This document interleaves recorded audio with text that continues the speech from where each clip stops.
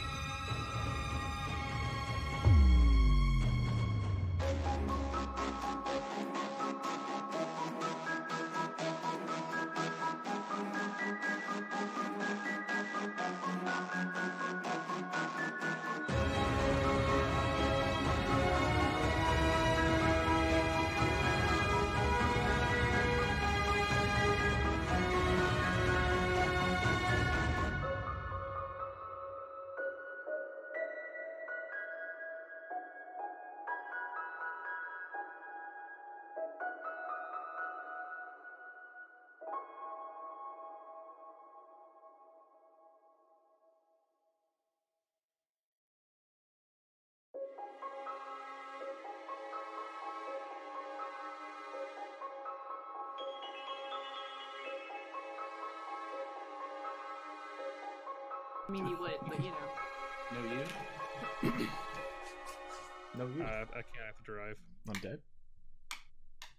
Hi. Oh, you're dead. I'm on the screen now. Thanks. Whoa! That was all the really nasal abrasive. strips.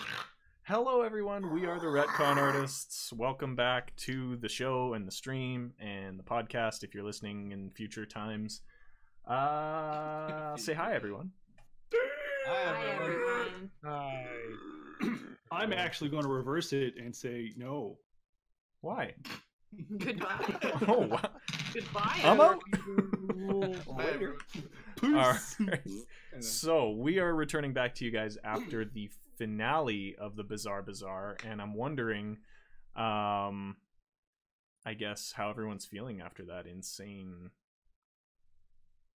thing that happened. I'm Profound going sadness. after Mason, who's being carried by his dad. I hope I killed it with fire. We'll see. Yeah, that was an ending. I don't think it was quite what everyone expected to happen, and honestly, it wasn't what I was expecting to happen, but here we are. As a recap, they ended up grabbing Mason, bringing him back to the maintenance department, and having Glory Arrow help with that, of course, through a very interesting teleportation from inside the underground lair of Mr. Darius Peru. And the last thing that happened, we left off with Glory Arrow running out of the round room with Mason in his hands, and Henry basically just saying, "Oh, hey, how are you guys?" Well, you're so we're following the guy. Follow picking the up guy. radio I can help. I'm a healer. I can help. Okay, so I'm going to... How was I planning? Sorry, that isn't... Yeah, I was planning on saying that some time has basically passed. Bjorn has followed into the hallway that reaches towards the research area. where all those researchers were working with the purple mist and whatnot. And Bjorn, when you went running out of the round room, did anybody follow you? Anybody else? Vera might have headed that direction. She would have been going to like her station or her area that she, like, I mean, I guess the shop isn't exactly where she does her. Yeah, you're hard definitely study. out of the experiments area as well. That's where you spend a lot of your time. And I would sort of follow reading the notes that we got. Okay. All right. And poring over that. Okay. And Arthur, I know that you're kind of messed up from everything that's happened and being the one that's basically had to carry your best friend out of almost certain death. What's going on there? He's looking to put together a potluck for all the employees. Yeah. BYOB. Super concerning. He got back, and I mean, as you watch, Mason getting carried off, and Bjorn goes thumping after him, trying to help. Arthur just crosses his legs and sits down on the ground, and he just sat there for a long while. Okay. And then, however much, it depends on how much time passed, really. But at that, yeah, he just sat there. Sure. And then, sorry. Oh no, go ahead. Oh no, I was gonna move on, but I cut you off. I'm sorry. No, you're good. Okay. Yeah, I was just gonna kind of keep describing it, but that's it. All right. Tim. Tim probably just would have turned in, called it a day. Okay. And Tarvok. Tarvok went back to the mess hall actually, but not to drink, just to sit down with a nice, relaxing glass of water. Are you okay? Have you seen what's happened to us the last few He's been sessions? possessed. We're not okay. I think that might be the case. This We'll is how see. Tarvok self-destructs. Just Here's self-destruct in the healthiest of ways. Yeah, he goes on a health binge. Where are the carrots and water? Okay. So Bjorn and Vera, you rush behind and you get into one of the main chambers down at the end of the hallway, which I believe there were a total of 4 on either side. I need to go back to my drawn map here. There's maps in my book. This is how many notes I draw. I'm sorry. Okay, yes, there are 4 on either side. So you basically get down to the very end and then to the left. And Vera, you're actually quite familiar with this. Being kind of an alchemical type person, you're very familiar with the medical bay of things and some of the chemicals that they're working with, because clearly something is going on with Mason in terms of what's coursing through his body right now. Bjorn, you also go barreling in behind, and you are met with a team of researchers all over the place, basically, and they're all gowned up. They have masks on, gloves on, and they're ready to just get right in and help Mason. I'm going to show them the vial of goo, and I'm going to tell them this is what's inside of him, because I got a vial from that other guy. Okay. As you're doing that, you actually hear a small voice from down below you, and you hear, "Hand it here, please!" And you look down, and there's Bevington with a surgical mask over his face, and he's got a couple of gloves on, and he reaches up towards you. Here you go, then. He takes it from you and immediately rushes over to one of the experiment tables with alembics and all sorts of alchemical supplies on this table, and he starts to work immediately while just like sets Mason down on the table.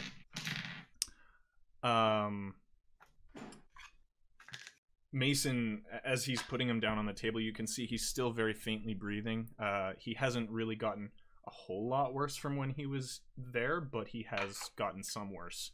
And it seems like whatever he was hooked up to was kind of also keeping him going at the same time.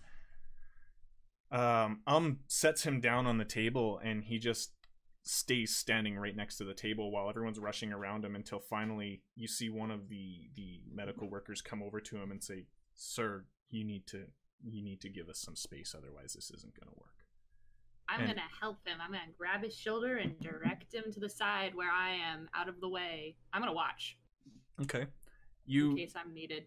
You do so actually, and it's basically like leading a small child away. He doesn't even resist at all. He just keeps his eyes locked over on the table as you bring him to the side of the room. And once you get there with your hand on his shoulder, he just kind of leans back against the wall, slides down, and just puts his head down in between his knees and just breaks down.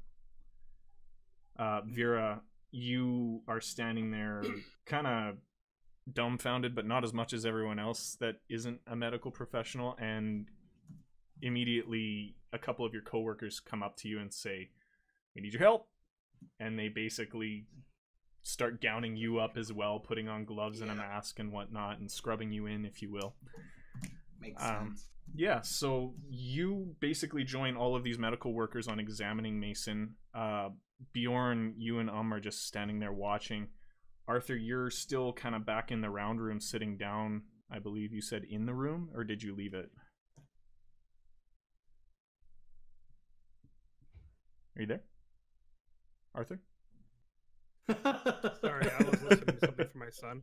Okay, no worries. Repeat the question. Did you stay in the round room, or did you just kind of go sit in the hallway?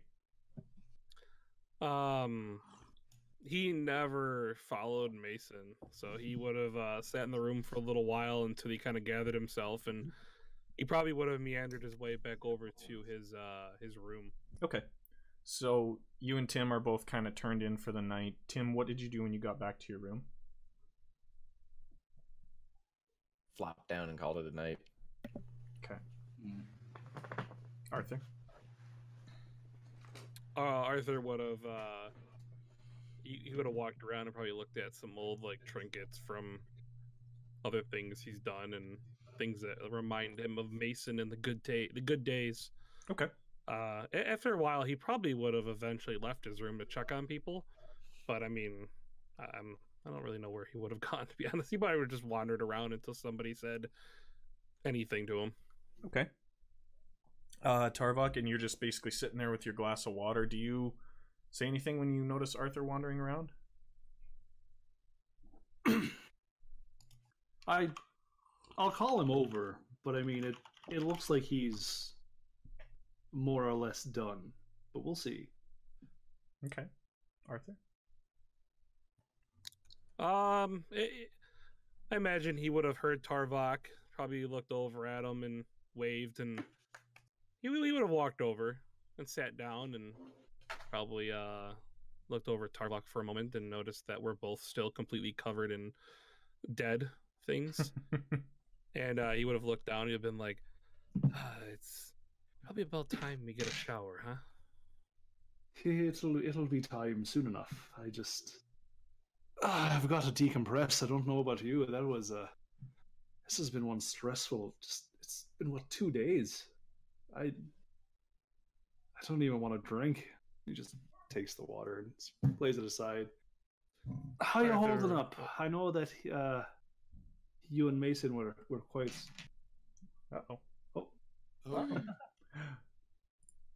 Oh no! We lost the thing. The meeting is gone. Yeah, it actually kicked us out there for a second. Stand by, folks. Sorry. 1 second here.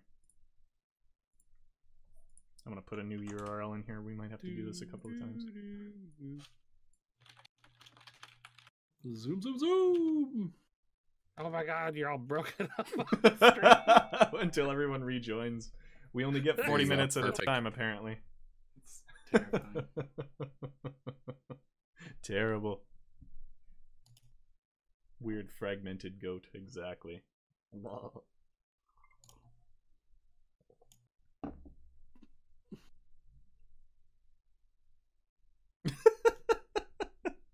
But as I was saying, Yes. There we go. Almost. You and Mason were quite close, so I have a brief idea of what you're going through. So if you just want to sit down for a minute, I'm here. Yeah, Arthur would have like. I'm Arthur. Kind of as you're saying that, he kind of like slowly just sits down next to you, and he's like, "Yeah, it's been quite the day. And he kind of reaches out, he grabs your drink, and he takes a big drink of it, and he just goes, he kind of like spits a little bit out, and he's like, "Is that water?" I told you I don't feel like drinking right now. It's just a thing that I was taught. Alcohol is for fun, but when it's business, you purge yourself somehow. So I suppose it's not the worst thing, the worst idea. He I sets the water back down in front of you, just kind of like confused, like he was expecting it to be ale or something. You know, he just kind of sits there. no, an old friend of mine taught me this little.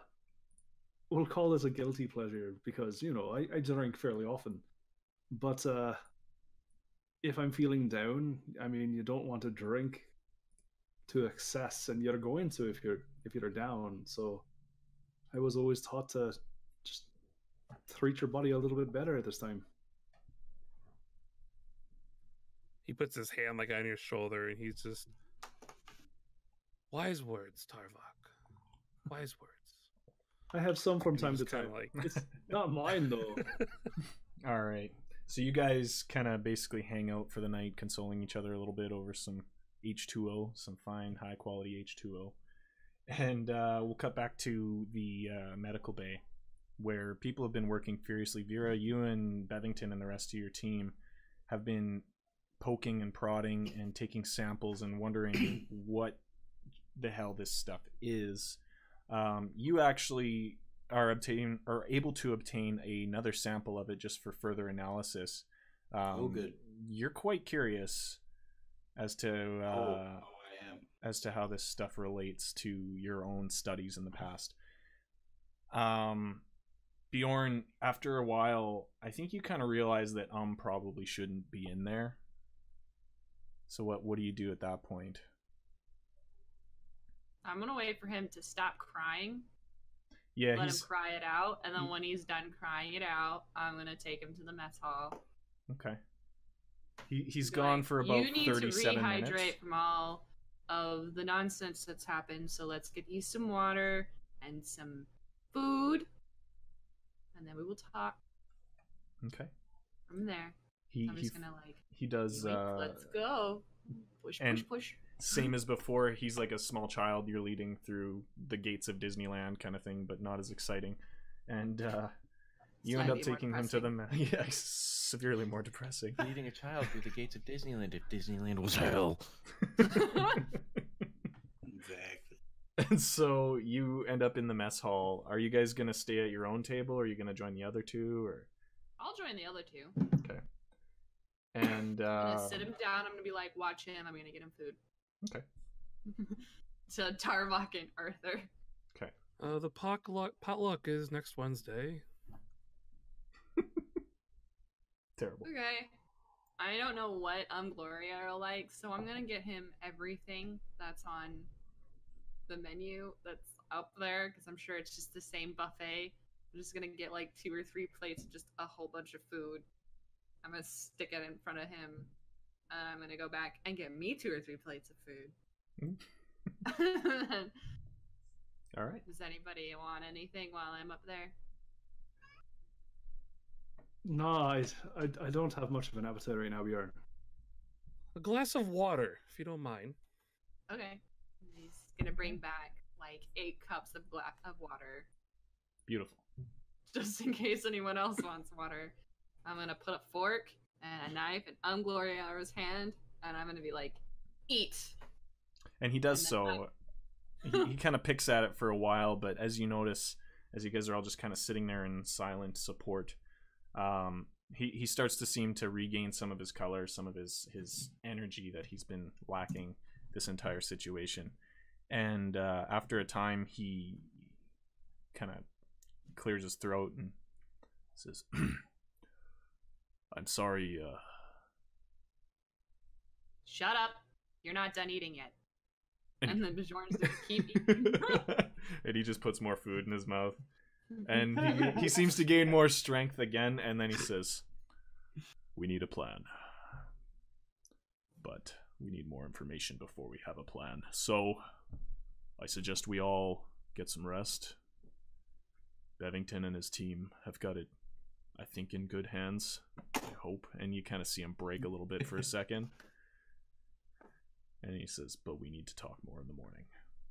And he kind of does his little dismissal thing that he has done before, and he gets up himself and starts heading back to his office. I'm gonna get more food. Okay. That was a long time without food. 2 days. Well, he had scorpion stuff. It was, yeah. I suppose it wasn't as much food as he's used to. I mean, I haven't seen him eat like that in a while. Bjorn's a stress eater. Yeah, stressy. Except he burns it off with all of the things he smashes, but Beautiful. yeah, he doesn't look like a stress eater, but he really is deep down. All right. So after you guys get your fill and everything, I'm just gonna say you guys all eventually go to bed. Vera, you also, Bevington at some point dismisses you. You're able to all stabilize Mason by basically kind of almost like transfusing his own blood, if you want to call it blood, transfusing it through some of this concoction that Bevington has come up with to just help, I guess, clean it. I do a lot of air parentheses here, but and then just feeding it back into his body. So at some point he is stable and he seems to be breathing a little bit stronger, but he's definitely still really messed up. And at that point Bevington just dismisses you from the medical team, makes you go and get some sleep because you have been gone for 2 days as well, or a day and a half roughly. So it is now morning time. Everyone's awake. Bjorn, you notice when you wake up that on your desk there's actually that typewriter there, and Bevington's taken the liberty of putting a fresh roll of ribbon in it for you and everything. Vera, you had something you wanted to mention? Yeah, instead of sleeping, Vera's gonna stay up and read through the notes and look for like composition, spell stuff like that might be attributed to whatever the like gray ichor is. Yeah, just anything of that nature. Okay. So and I do have the research background, so okay, that might help. I suppose that would be a somewhat of a history check then. Yes, we can do to see what you find out. That is fine. I will do that. I got a, what is my history? 19. Okay. Not bad. You, in your research, determine that this is related to some sort of necromancy, clearly. It does, all it does is lead you down a path of learning that there's only a few different studies that have been really done on it in recent, and I say recent, but in the past couple 100 years. Everything else alludes to it being used more in like 1,000, 1,500, 2,000 years ago. Okay. So a long time. But there is a small glimmer of hope, I guess you should say. You notice that there are a few experiments that it doesn't say exactly what the results were, but it says that certain things have reacted to this that aren't related to necromancy, and one of them is chlorophyte, which is a plant-based mineral that is extremely rare. Another one is one called bombastium. Ooh. Okay. And it is one that is just extremely volatile. That's, again, extremely rare, and only found in certain mines. So, is the mine owned by Mr. Bombastic? Called Mythondustic. Sorry. Serious times. Someone's dying, guys. Come on. So the two experiments that you note are actually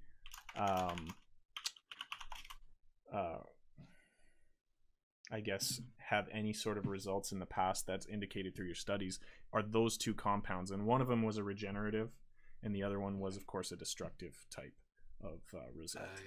But that's all you can really glean from it. Okay. Maybe something to bring up with Bevington. Yep. Okay. All right. Anyone else in the morning have anything you need to look at? Other than the typical go grab some breakfast, chow down, and figure out what's going on? Before Tarvok leaves his quarters, he looks over the shattered bow that he's left behind the last few times.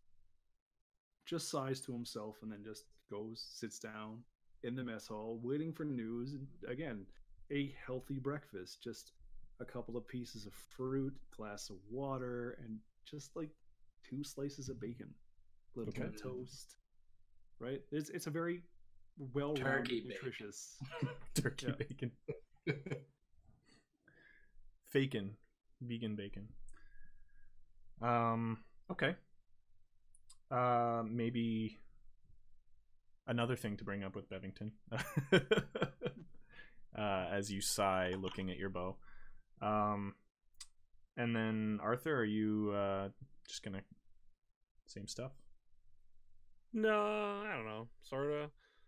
Arthur would have eventually went to bed kind of bummed that he wasn't drunk, but at the same time kind of relieved with Tarvok's kind of like inspirational words there. He would have forgotten to bathe because he's very worried about Mason, so he would have went to bed. He climbs up into his giant hammock that stretches across the corner of his room, and he kind of would just lay there with like his hands on his chest, kind of like staring out the ceiling of his massive whatever you call it, what's the term of it, like atrium, I guess, style or whatever. And he woke up in the morning. Skylight, thank you. He would have I don't know, are there like he would have like washed himself because he's covered in dead people.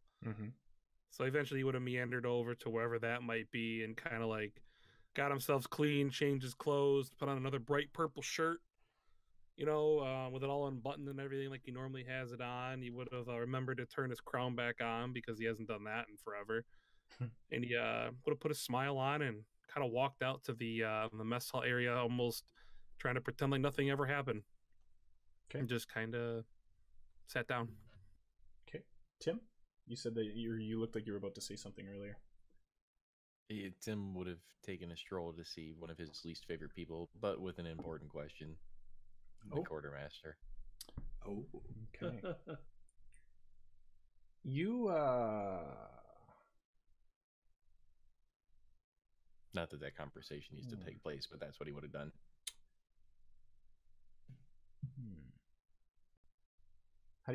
How are you feeling about this one, Josh? I mean, you're not there, so that works. Okay. That's fine. Okay. You end up going to his shop and you find out that he's actually not there at the time. There's a note on his door, however, that says, "Anything urgent, find me in the medical bay." Yeah, no. Upon seeing that note, Tim wouldn't have pursued that thought any further. Okay.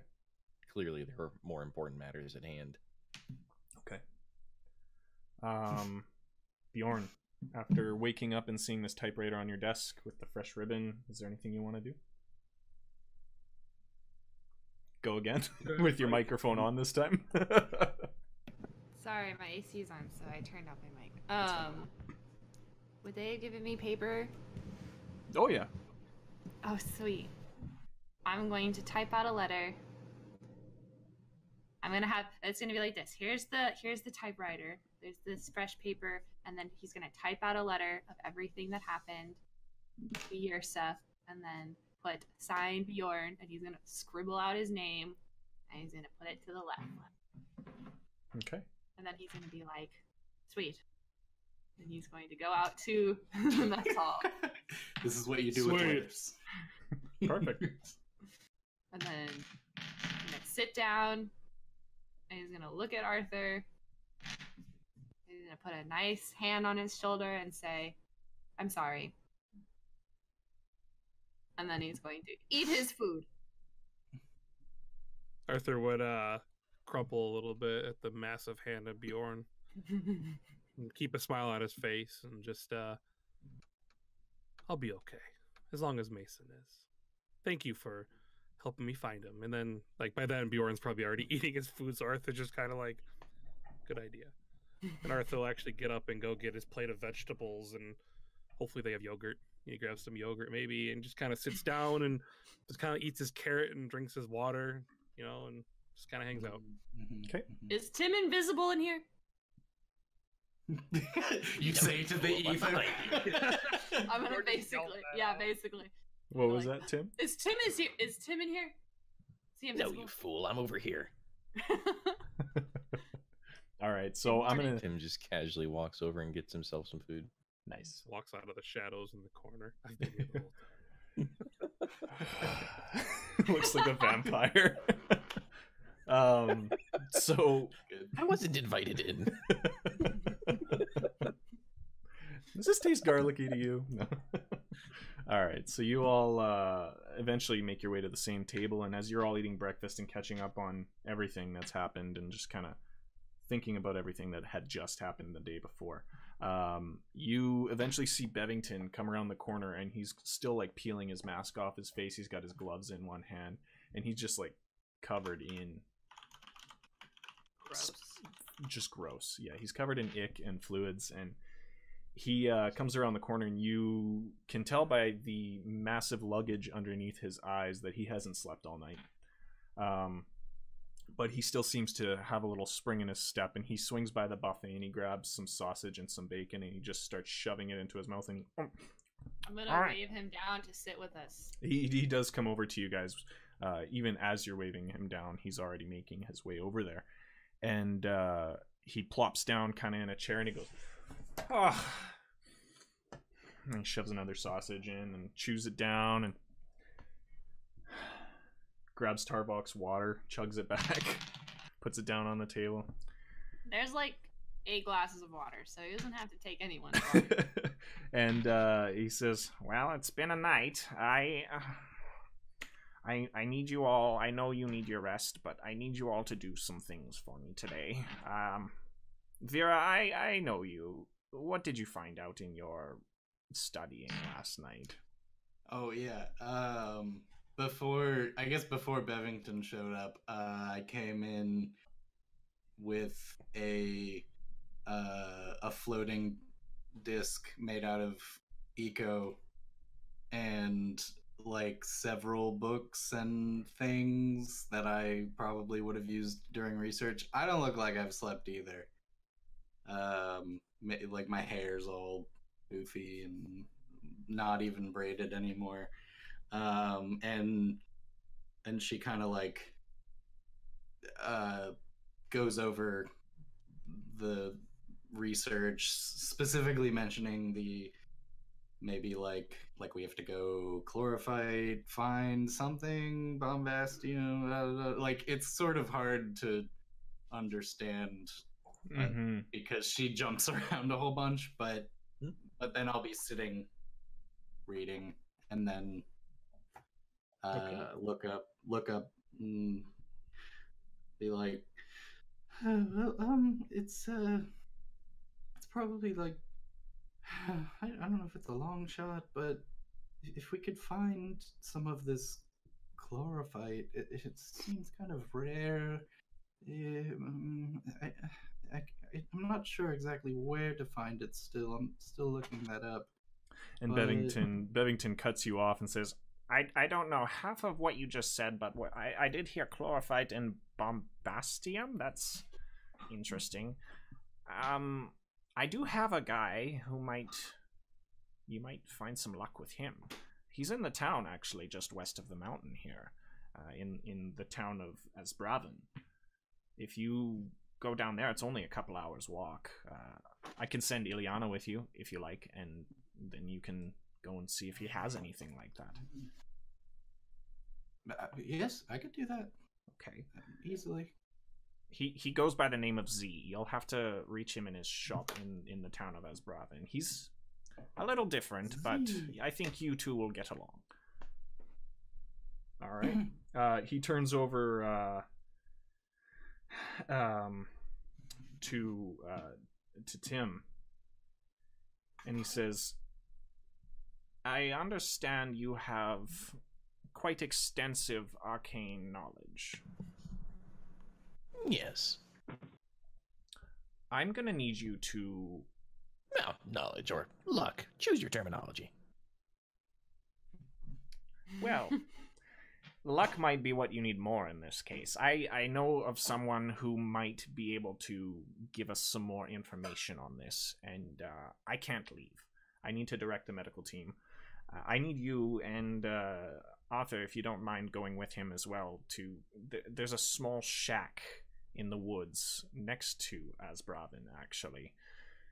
I think it might be useful to at least go and ask this individual if he has any information on this type of necromancy you encountered. He is a very, very old individual. Would you be up to the task? Very well.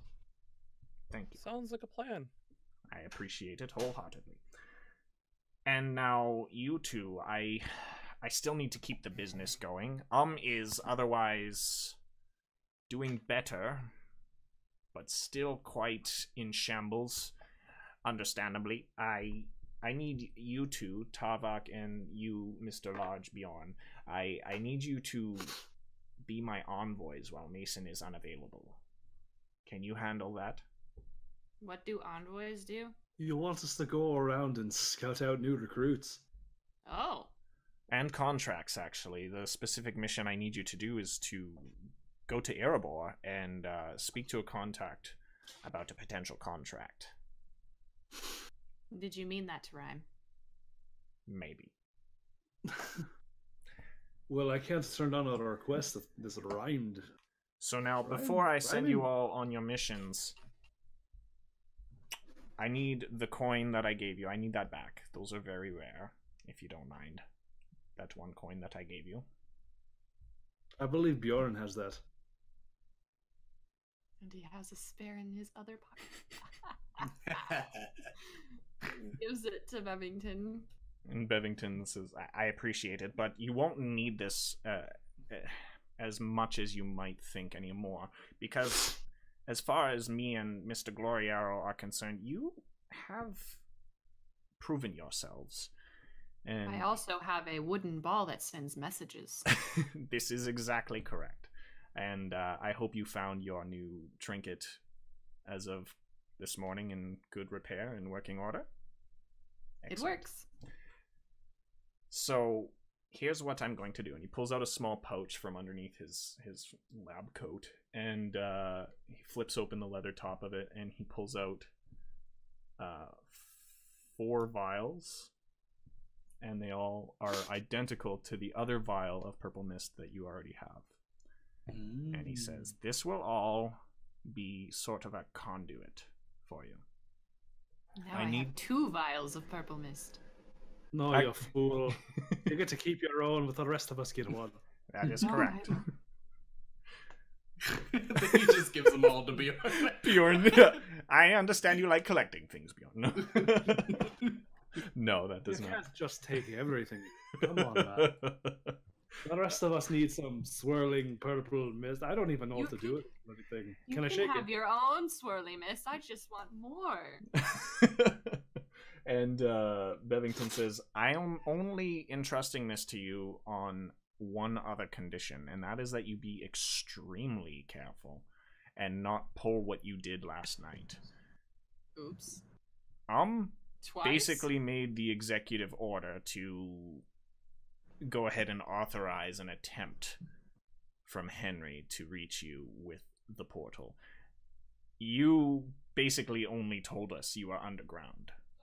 That was extremely dangerous. We need very specific coordinates for most of this. Otherwise, there's a risk that someone could perish in a very, very grotesque manner. And then you sent the commander. Well, to be fair, we already had one that was perishing in a very grotesque manner. Yeah. Correct. And I basically had the one person who is of higher authority than me go ahead and jump in the portal himself. So there wasn't much I could do about that. However, it was risky, and I want you to know that you need to be very, very selective of where you decide to try and port out from. We can't even port out with this stuff. Well, you can if you are able to provide us a very specific location. How specific? I think we're getting Lonnie, off the did you rails. grid coordinates? Sorry, Don't sorry. worry about it. Don't worry about it. Look, I'm good with terrain and maps. If it comes down to it next time, as long as I can see the sun, I'm sure I'll be able to tell him where we are.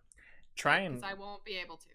Try and keep it out in the open is what we ask, because we've had people become very intimate with walls and ceilings in the past, and I don't think I would prefer to hear about you folks meeting your demise in that way.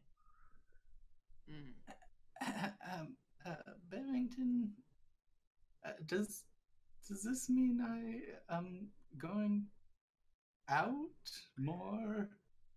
Is that okay with you? I know it was a bit of a conversation before to have you help this last night.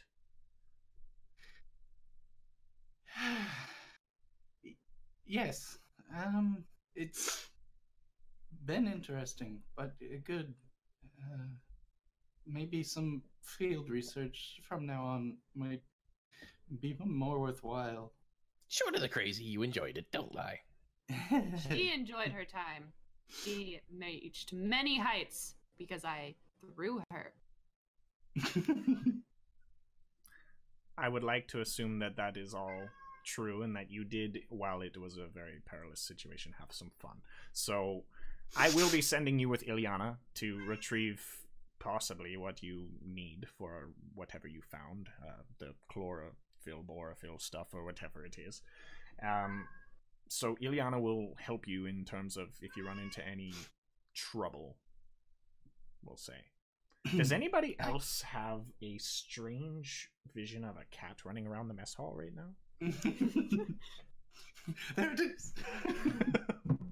Oh, And it's gone. we suddenly have a cat in here. There we go. All right. It's canon now. That must be Lush who brought that in. So Why is he still here? he's proven to He be brought a cat.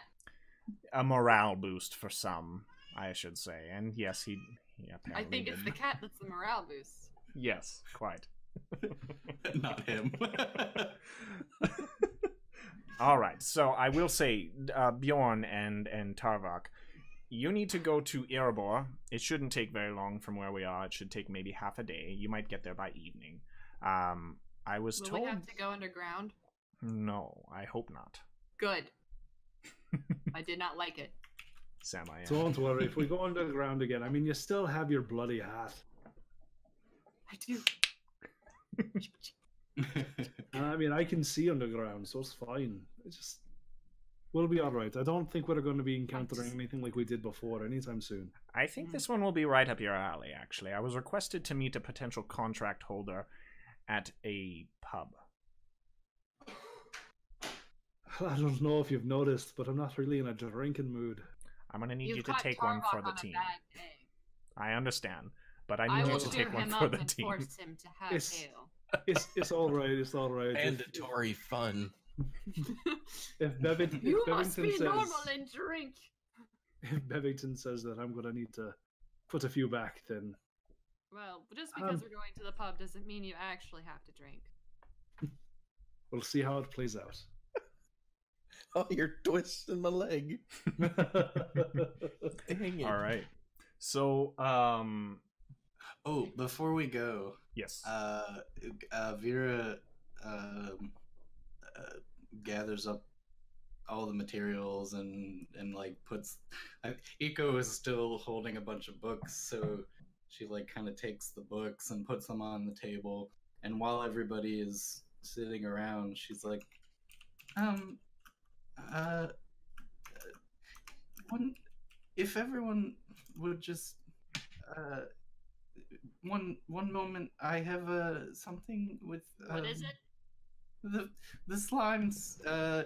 It normally if you touch them, they're well, they're acid basically, but I was wondering if you would like to be able to touch them since I'll be going out more. I it might be helpful.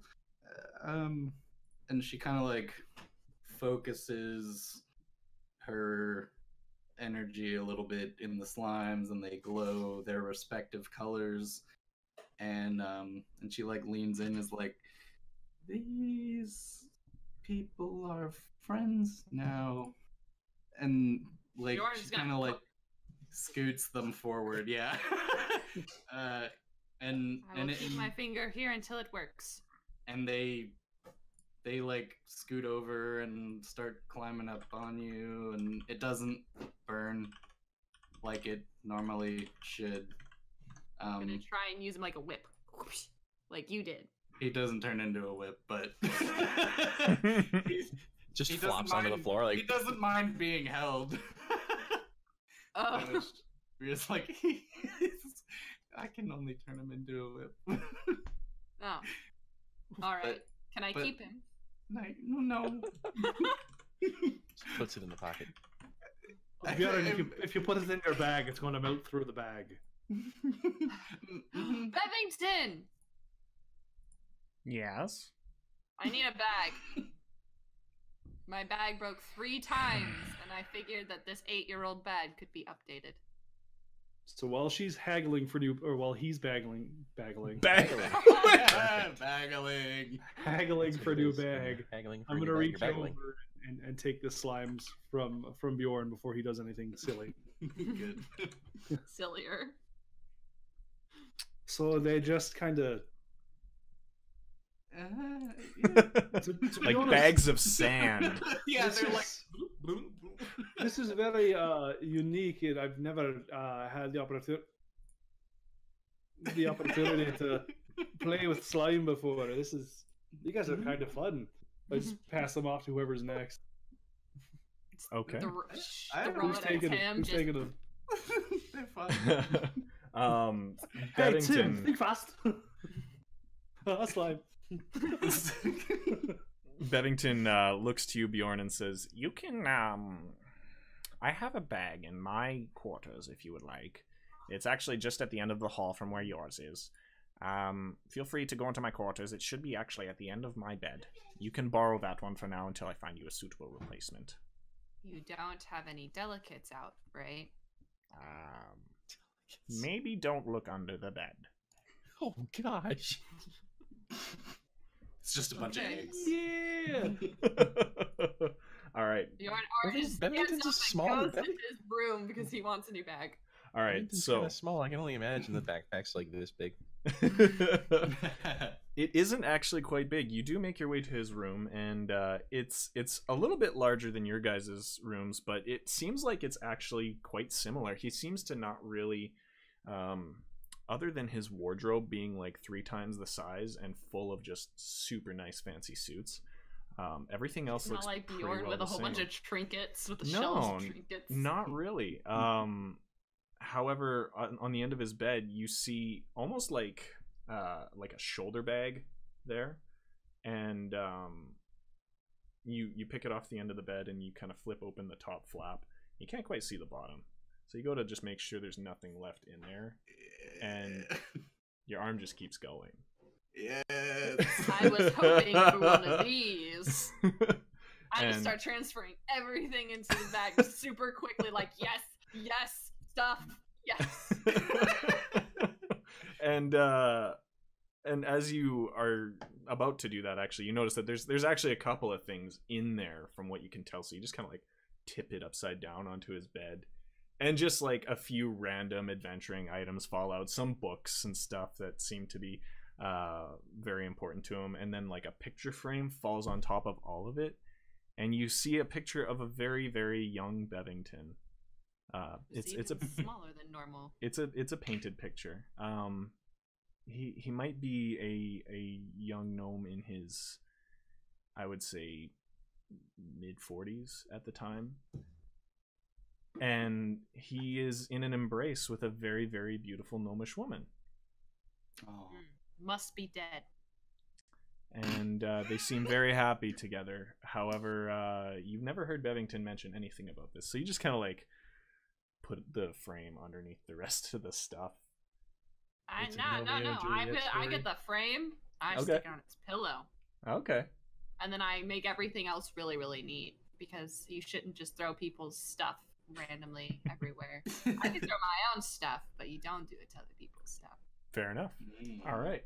And then you make your way back, and Bevington says, I hope this will suffice for now. You can borrow it. It's, as you know, probably very valuable to me, so just be careful with it, please. Is there any way I could get one with 2 straps? So you can have your shoulder bag of many deep pockets, and I can have a bag of deep pockets. I will see what we can do. Good. All right. I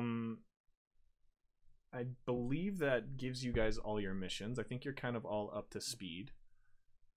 As you all head back to your own rooms to collect your items, you pass the research wing again, and you look down the hallway, and you actually see Laughter is walking away from the medical wing, and she's in tears. She walks to the main lounge where everything connects in the center, and she sees you all moving from the mess hall back to your rooms to collect your things, and she just kind of stops and clears her face up and then just puts her head down and walks back towards the front lobby. I just want to make sure I don't forget anything here. Bjorn does need cargo pants. You just got cargo pants of holding. You just borrowed a bag of holding. Needs more. You don't understand. I was gonna say you don't understand. Pockets are wonderful. All right, Pockets are life. I believe you all have what you need for your mission. So we have Vera going with Ileana, who actually meets Vera outside her room.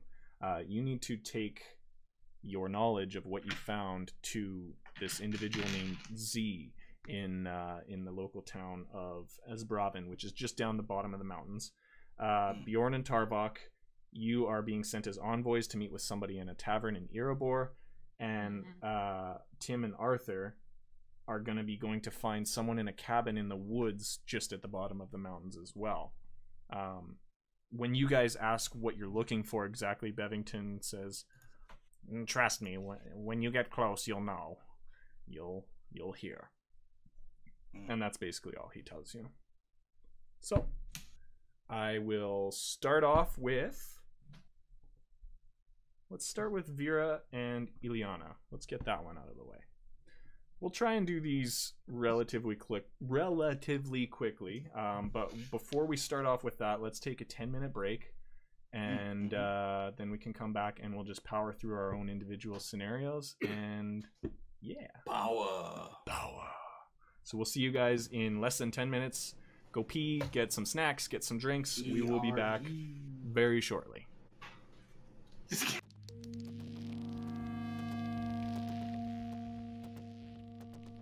Hey everyone, I hope you enjoy what we've been doing with this intermission episode.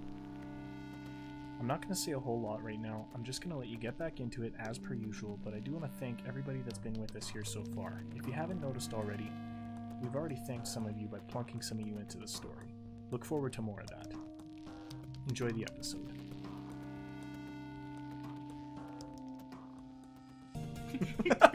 That was recorded. Nice. Wonderful. All right, so we are sufficiently snacked back up. We are fueled and ready to go. We hope everybody else is too. Thank you again for joining us, you guys. A couple things I wanted to mention this time. I'm looking to possibly add a channel to the Discord, and I mentioned it earlier to all these other folks here, and I'm wondering how everyone feels about that. If we have maybe a list of some of the, I guess, house rules that we typically play with, so if you guys play differently but you want to try and kind of keep a list of our house rules, if you want to try it that way, see how it feels for you guys. Could be fun. And then it would just be easier for us to remember that too.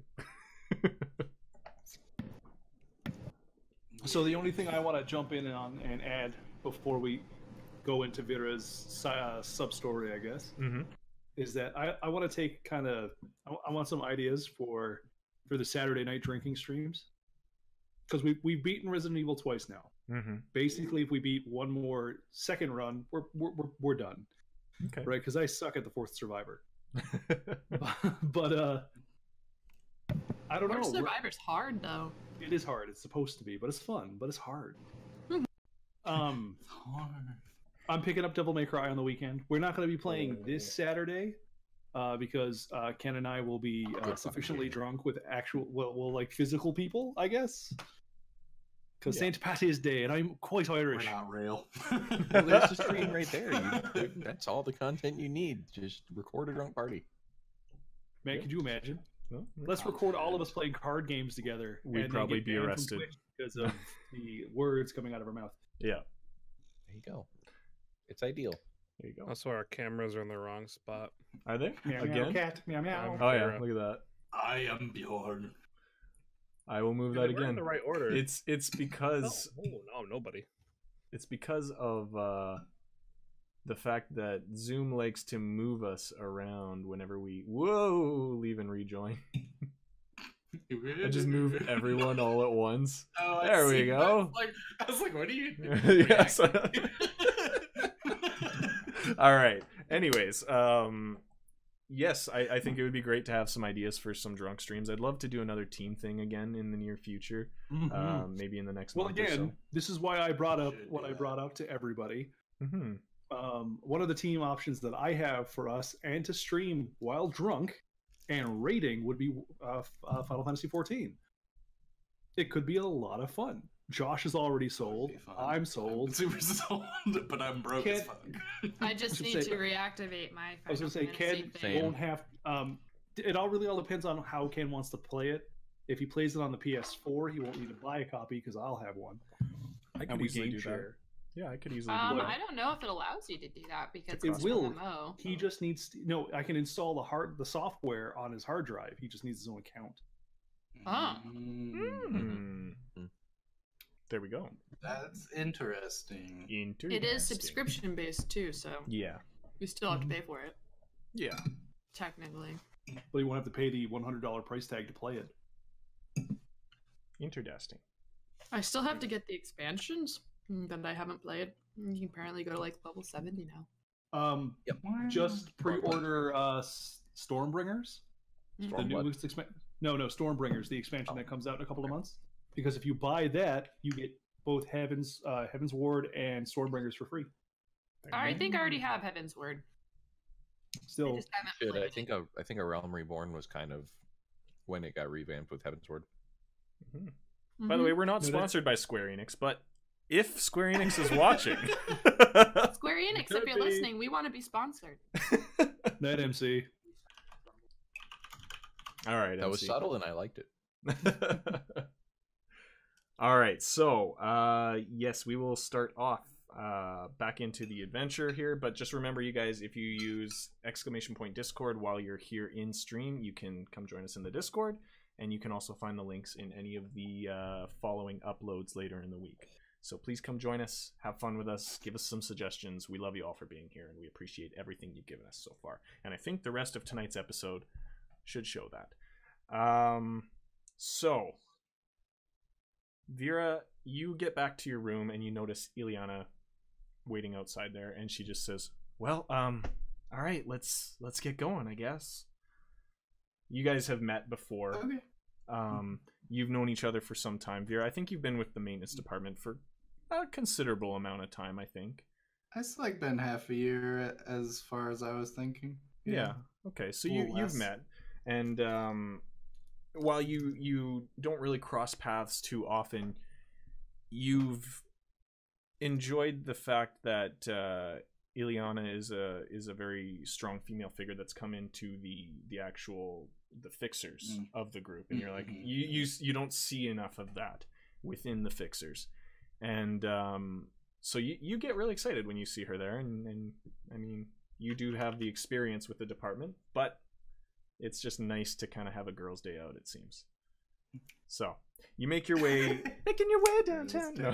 Yeah, that's what I was thinking too. You make your way down the mountain, and as you're going down the trails that lead down towards Asbravin, you're just kind of making small talk for a while, and then eventually Ileana turns to you and just says, "Do you think he's gonna make it?" Vera's Oof, dark. kind of goes a little wide-eyed, actually. But like, the way she feels about it is very, or at least up till this point, has been like, I gotta go read some books. And now she's like, well, I hope, because, well,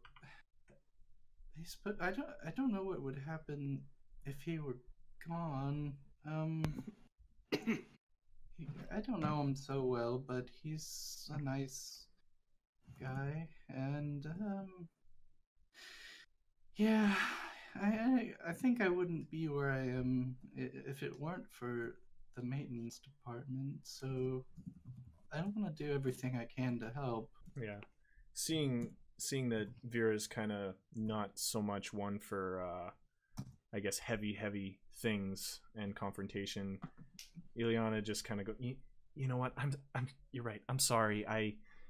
Tell me more about you. How did you find the maintenance department? Like, did they recruit you, or? Yes. I mean, they must have. I mean, that's how most people seem to have been brought in. I was sort of stowaway in one of Alistair's shipments, actually. I was just trying to find more research to do on the slimes, and she kind of nods at the slimes who are riding on her shoulders, and Alistair was looking for things like that, and I noticed where it was going, and I just sort of followed, and I met him that way. I wasn't really part of the maintenance department for a while, so I mostly just talked with Alistair. I guess that's... So you you broke in? Was adopted? You broke into the maintenance department? That's so cool. Broken. It's a little much, but you're a sneaky one. And she laughs a little bit and kind of slaps you on the shoulder, sending you a little bit sideways. And she says, I think you got a little more badass in you than you think. Like, I'm not gonna hand you my axe, but damn, that's ballsy. I don't think I can hold it. And you guys are having a wonderful conversation, learning more about each other as you continue down the mountain. And you eventually start to see the town of Asbravin show up at the very base. There's some forest off to the right and some forest behind it, but Asbravin is basically right at the base of the foothills. And as you kind of get over the final hill, Ileana just kind of stops you, like seatbelt style, mom slamming on the brakes in her Jeep. She just stops you in your tracks. And she says, "Did you hear that?" Did I hear that? No. It's not the Ninja Butler. It is not the Ninja Butler. And you definitely didn't hear that, Vera. But you immediately see she takes the great axe off of her back, and she says, if she does that, I'll follow suit and be like, go, and then have him run to my hand and Whip turn style. into a whip. All right. And she looks over at you and says, "Atta girl." And you hear kind of a little chuckle as 4 humanoid figures come out from the sides of like some rocks that are on the sides of this trail that you're on. And 2 of them are human, 2 of them are half-orc, and they're all brandishing clubs and swords. And they say, "Right, ladies, I don't think you really want to mess with this right now, so pay up however you can, and we'll let you on your way."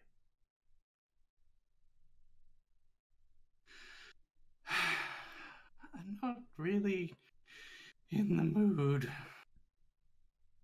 I don't really care what you're in the mood for, honey. I know what I'm in the mood for, but you could, pay with some gold, or we might take what we want. You said there's 4 of them? Mm-hmm. 4 of them. They're about 20 feet away on the road.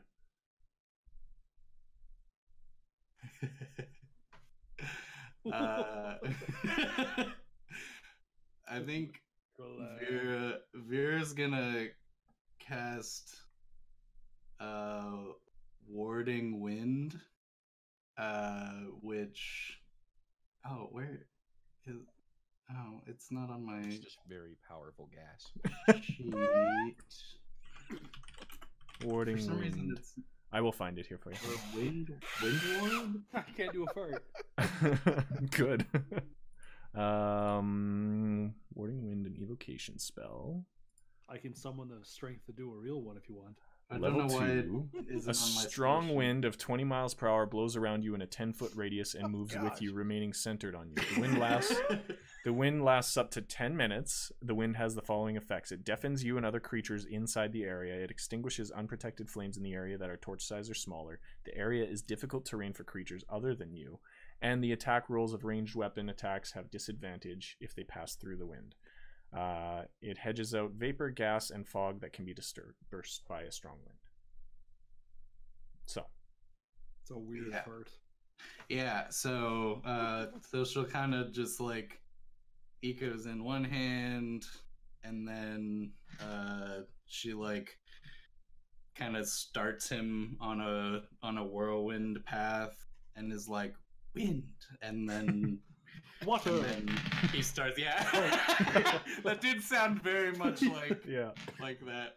And then he'll start, circling, and the like wind kicks up, and she'll just kind of look over to Ileana and be like, "Let's just go." and then start Ileana looks to walking. you and goes, "What?" Because she can't hear you at this point. That's right. Yeah, I'm like, "Oh, right." All right. I'm Well, just you see go the forward. bandits. They all seem to turn to each other and they all mouth something. And one of them, you kind of read his lips as "fuck it," and they all start, walking towards you guys. And Ileana's struggling to kind of stay upright in this wind, and it's knocking her around a little bit. And roll initiative. Yeah. Good lord. Mm-hmm. What was it? 5. It beat their 4. Oh, So it's gonna go. It's gonna go you, Highwayman. 1, 2, 3, 4, and then Ileana with her 2. Nice. All right. Stand by half a second here. Boop. All right, you're up first. You've got Eco swirling around in the wind. Yep. And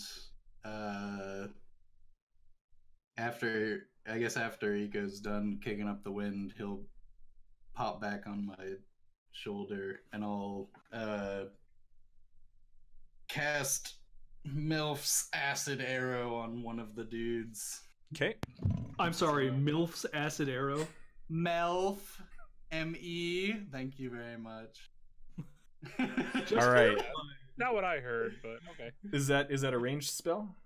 Yeah, it's a spell attack. So Eco Okay. turns into a bow, Flu turns into like a green arrow, and I'll shoot it at one of them. Okay. Whichever one's closest, I guess. They're all roughly the same.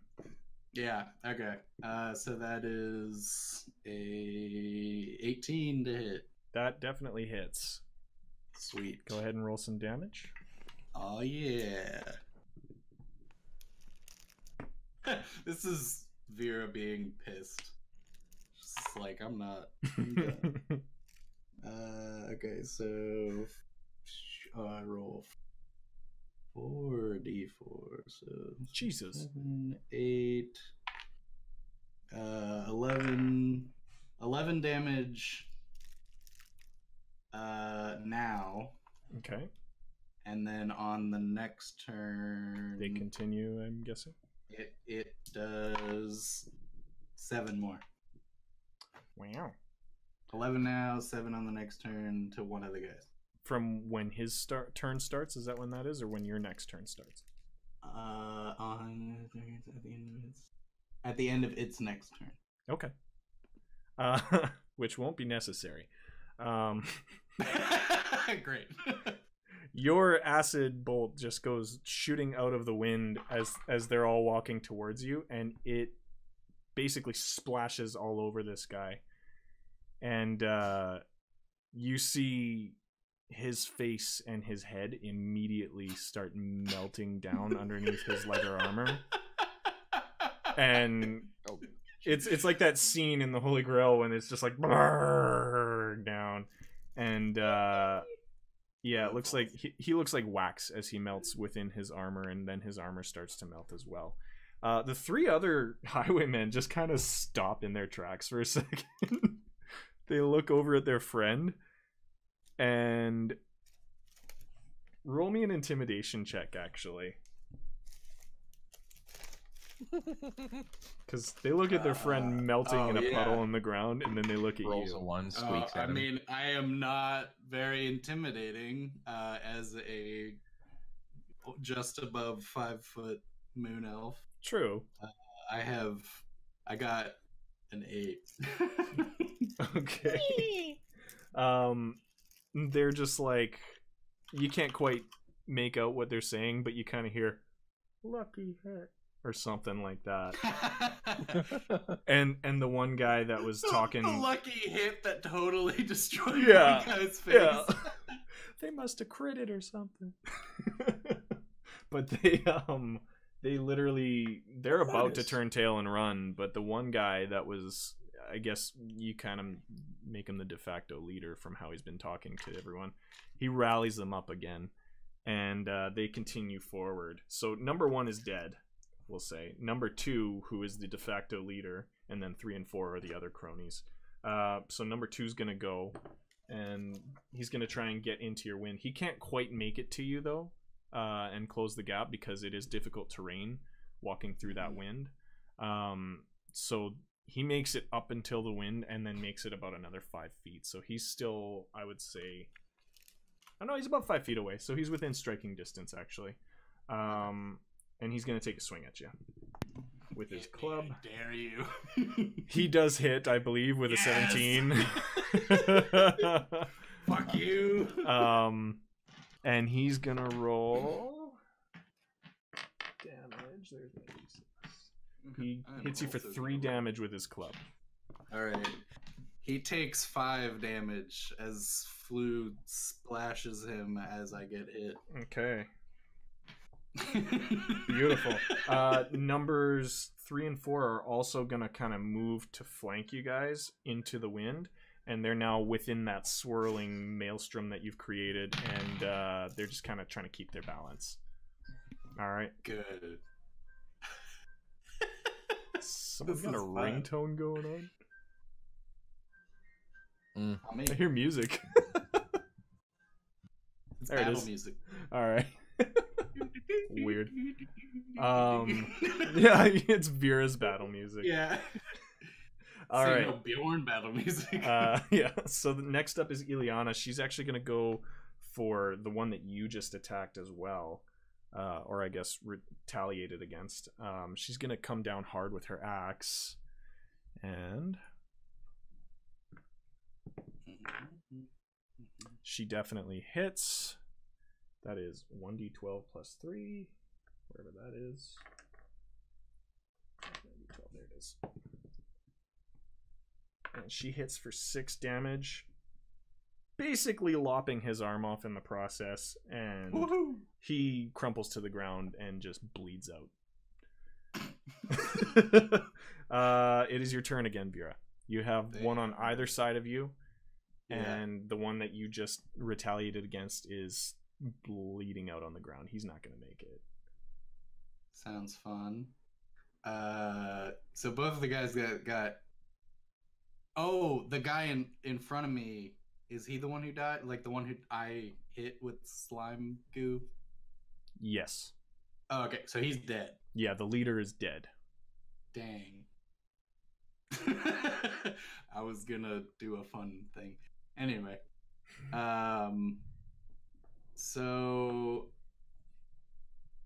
I am going to I'm just gonna fucking pull out all the stops. Sure. Because why not?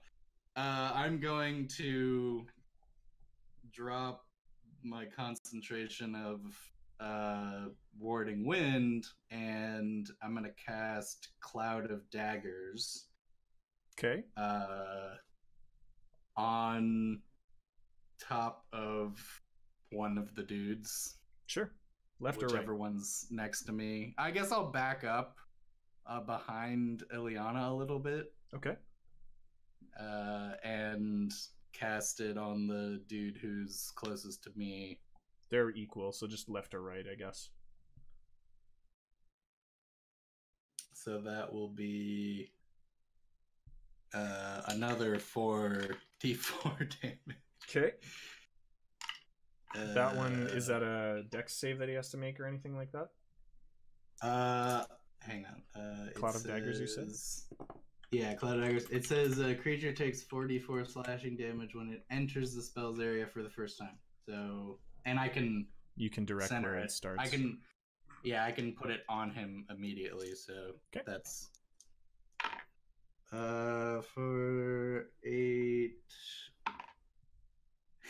12. So I guess I'll throw Eco in that direction, sort of like a knife. Okay. He turns into a knife, and I go pew, and then he kind of like goes, just slices and dices in midair. Okay. Yep. And this cloud of Eco, which color is Eco again? He's blue, right? Red. He's the red one. Sorry. I'm sorry, Eco and blue. It's fine. All right.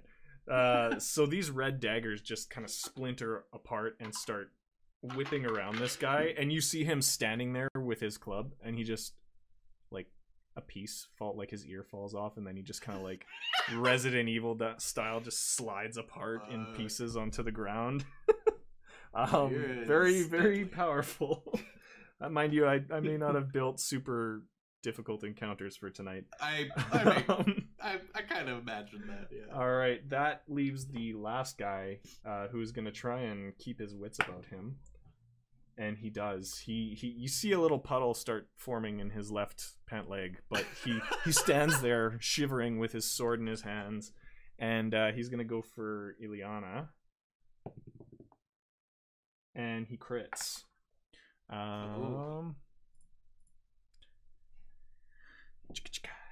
1 second here. For 2 damage. Yeah, he's doing double damage, so he does total of 6.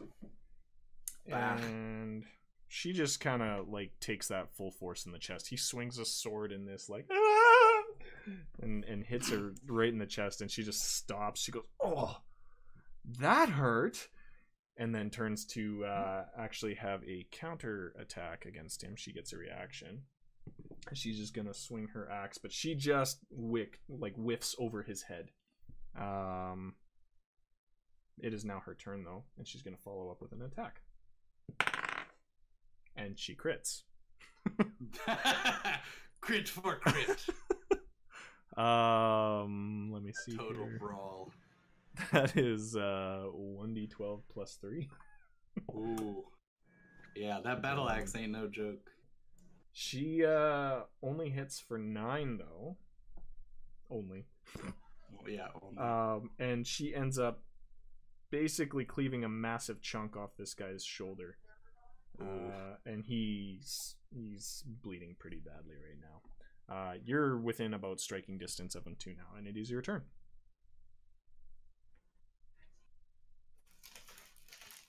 I can't hear you. Uh-oh. We lost the microphone. I lost you, Josh. Can't hear you. There we go. Can you hear me? I can now. Okay, cool. All right. Sweet. Okay. So I'm going to turn Vera's going to turn ever so slightly to Flu, and she just says, "Bong."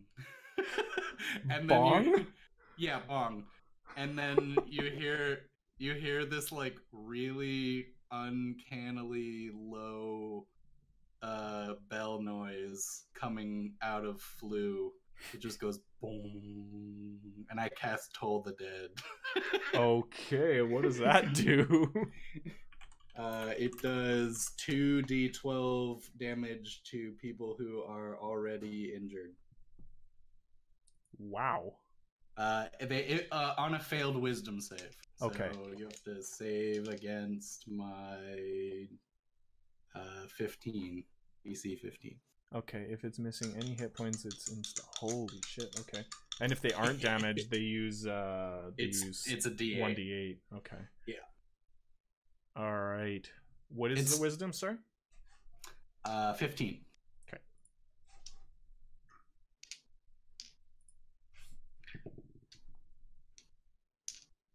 They do not succeed. It only does 6 damage though. I'm sure that's enough, right? That is more than enough. Yeah. You see, like this sound starts to like pierce the air around all of you, and you see this guy drop his sword as it's still kind of up at Ileana, and he just lets go of it, and you see him just clutch his head, and then his eyes roll back into his head, and he just crumples to the ground and he dies. And you have successfully defeated the 4 highwaymen. Yay! Ileana turns to you and goes, Why do you keep impressing me? Like, what the hell? And Vera blushes so hard. All right. Like she's like grasping both Slime sort of in a cuddle, and Yeah. it's just like Perfect. And then she's just like, I think that's the most offensive spells I've used in a row ever. Just kind of giggling at herself. Also, Okay. these guys are dead. She goes, yes, they are very much dead. I think we need to get out of here before anyone sees this. And you guys basically hightail it away from these bandits who are stinking up the trail, and make your way into Asbravin. You find the location that Bevington described to you. It's a small shop within the town. It's a very tiny town, actually. Only a few handful of houses and shops. And there's a few people milling about, just your general commoners. And you eventually make your way to this shop that just has a simple cauldron on the front of it. And it seems to be the alchemist's shop. Fancy that. And on the cauldron, engraved on the sign, it just has a big Z, and that's it.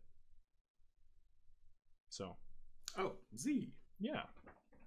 So I think this is what we're looking for. It is the one. And you make your way in, and are you leading the way, or are you going to let Ileana? If Ileana leads the way, Vera would definitely follow more. Okay.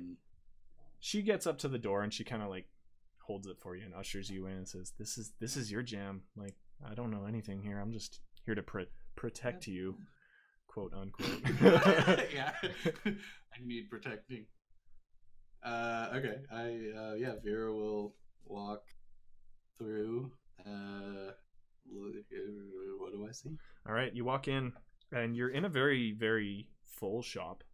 Shelves and shelves and shelves of all sorts of concoctions, alchemical materials line the walls, and just your typical stuff, you know, your mandrake root, all your eye of newt, everything, stuff like that, and various potions along the walls, and then some minerals and a few alembics and some even like metalworking stuff is in there. Basically anything you might want for material working. Down a very narrow shopway, like where the aisles are, you can see the counter of where a fair-sized man, he looks to be about 5'11", maybe 190, 200 pounds roughly, and he's a human, and he's got kind of blonde hair swept over to the side, and he's wearing one of those very magnifying monocles kind of strapped around his head. And he raises it up and he looks over to you and he says, "Ah, welcome to the shop. Is there anything you're looking for?" Yes, Bevington sent us. Are you acquaintance with him? Yes, we go way back. He's a good friend. Oh, good. We are looking for some rare materials, chlorophyte and bombastium. Would you happen to know where we could find those? And he simply walks over to the side of his counter. He lifts up the little latchway door and he says, "Come on back." And he brings you and Ileana into the back room, and he actually stops before you go into the back room and he says, "I work the shop alone. Would you mind staying out here and keeping an eye on it?" And Ileana just kind of nods, seemingly a little bit sad that she doesn't get to see the back room, but she stays. The two of you go into the back. The two of you go into the back, and you see you pass a hallway with a living quarters in the back room, and then you get to a locked door, and he kind of looks over his shoulder for a second at you and covers up his key ring for a second. He's like, "No offense, but you know," and he unlocks like 4 padlocks on the door, and then he opens up this heavy door, and you both walk in there. And again, it's a small room, but it's stocked with all sorts of things, and you are just agog with some of the collection that he has there. And he picks off a small jar that seems to have a cluster of green crystals inside of it. He says, "Okay, this is pretty much all I have of chlorophyte. Bombastium," you said. "Hey, I don't know. I haven't checked my wares back here in a while." And he starts shuffling through. He's like, "I gotta be really careful with this shit." And he gets to the bottom shelf in the very back. And he reaches back and he goes, "I got a little tiny bit left." He goes, "Here." And he hands you both of these jars, and the bombastium looks almost like it's moving. It's like a lava jelly almost, and it's just kind of like splorping around in the bottom of it. He's like, be really, really careful with that one. If it gets too hot, it could destroy this town. Oh, so be careful, please." And sounds fun. He hands you these items back, and he says, "You know what? I owe Bevington a favor, so if this is all he needs, I'm happy to call that even if he is." I'm sure that would be fine. This will help. Hopefully it will help a lot.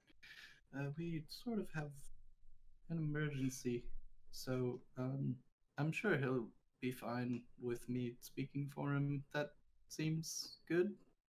Perfect. All right. Well, tell him if he needs anything, he can try, but otherwise we're even. Noted. All right. You make your way back out, and you and Ileana, as you're walking back up the trail towards the the maintenance department, you notice that there's a few people that have noticed where these highwaymen are, and they've picked over what's left of them. You just kind of ignore it as you walk by, make your way back up to the maintenance department, and then when you get back there, you meet up with Bevington near the medical wing, and you and him try it out for a little while. Which one are you going to focus on with some of the equipment that you have? Well, the chlorophyte seems to be the one that won't explode, so I'll try that first. Okay. And we have more of it, right? You got a good chunk of it to experiment with. And you know what? Roll me medicine, please. Medicine. Because you're applying it to Mason, I believe, correct? Yeah.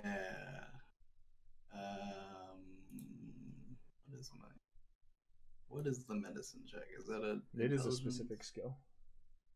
It's wisdom. Wisdom. Okay. Just +3 then. What is it? Sir? So sorry, 18. 18. Okay. Forgot the first number. 15 +3. All right. You use up most of the chlorophyte in your experiments, but as you start to play around with it and mix it in with what you've been kind of transfusing back into his body, you notice a great improvement in him as it starts, and he starts to regain some of his color, and the glaze over his eye, his one eye that still is remaining, it seems to start to dissipate a little bit, and his breath seems to even out, and it seems to get even better when you give him some water as well. And Bevington has an idea, and he has the crew wheel Mason into the simulation room, and the simulation room is a very sunny day, and they put him in there, and he seems to improve even more over some time, and with that you feel as though he might just make it. Woo. And you go back to the experiments room, and you begin to apply the bombastium, I believe. Sure. I guess hearing that it is as volatile as it is, maybe do as much research experiment before actually applying it. So maybe we have the sample of the gray ichor stuff. Maybe trying to do something with that first, Okay. to see what the result is. Okay. You determine that as long as you're careful with it in your experiments, it kind of starts to pop a little bit in your hands as you apply a little bit of warmth to it, but yeah, you're very careful with it. But when you start to apply it to this green, gray ichor that you've obtained from Mason, it reacts in a very interesting way. The ichor seems to mute some of the effects of the bombastium. It seems to almost kill it, if you will. But at the same time, the bombastium seems to make the ichor, I guess, move as if it did before. And you feel as though you might be able to work with this. And throughout your evening, as you're working on it, it starts to, you apply your own studies, I would say. Yeah. Okay. And it starts to almost take on a reactive sentience. Yes. But I see what you're doing. It seems to be filled with a lot of hatred, fiery hatred, and applying applying your knowledge of your slimes and manipulating oozes and slimes in the past, you're trying to form a bond with it as you have before, but it's not as easy as you hope. Sure. So it's basically turning into a slime. It is. And you're going to need to really apply some time to this one, I think. All right. That definitely would make Vera super studious for the near future. Perfect. All right. So we will leave you to your studies, and we're going to move on. I'm going to do Bjorn and Tarvok next, if that is all right with everyone. Okay. Yeah? I want to keep going.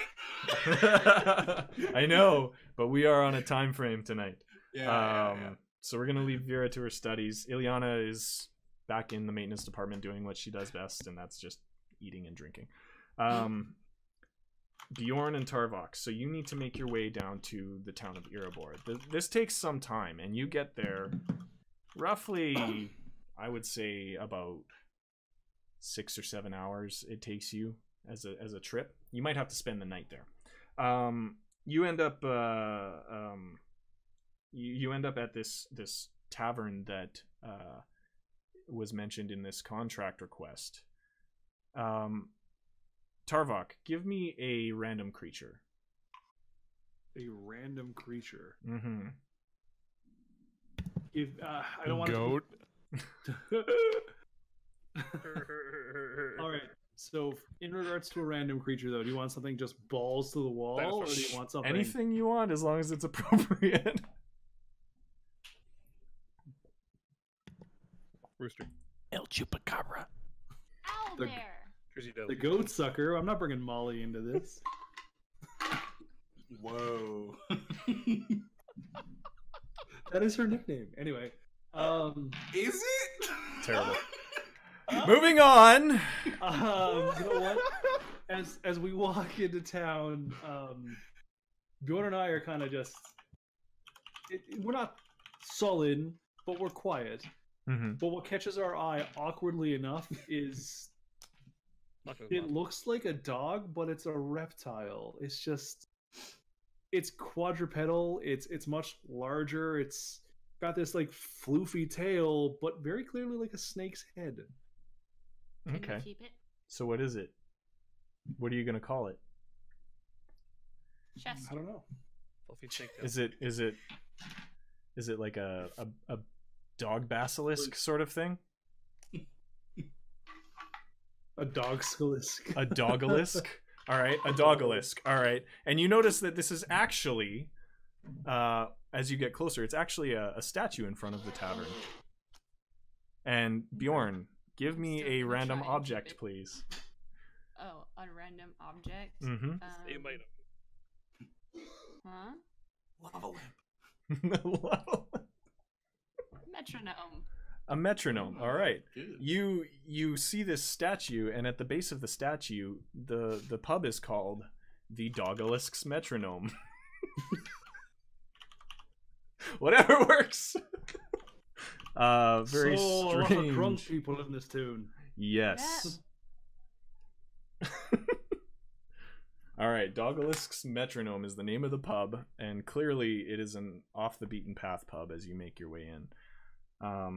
Inside, you notice that it's not super packed. There's maybe a handful of people in there, and there's it's mostly very large male figures for the most part, of various races and mixes. There's a bartender, of course, tending bar, and everyone's just kind of sitting there. It's earlier in the evening, so people aren't too hammered yet. And up on the stage, you actually notice that there is a man trying to rap, and he's dropping all these rhymes, and he's going at it. Mom, spaghetti. Yeah, basically it's Mom's Spaghetti over and over and over and over. He's doing okay, but you guys have never seen anybody rap before. And he finishes his set right as you're walking in. And Never forget it. he says, "Thanks, guys." He's like, "I'm going to take a short break. My name is MC Hobo, and I'll be right back."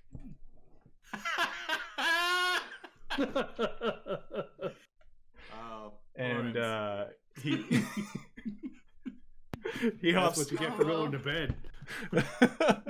When you listen to this, Hobo, just know that you're now a rapper. Yep. He won't know why I'm gonna call him a rapper for a long time.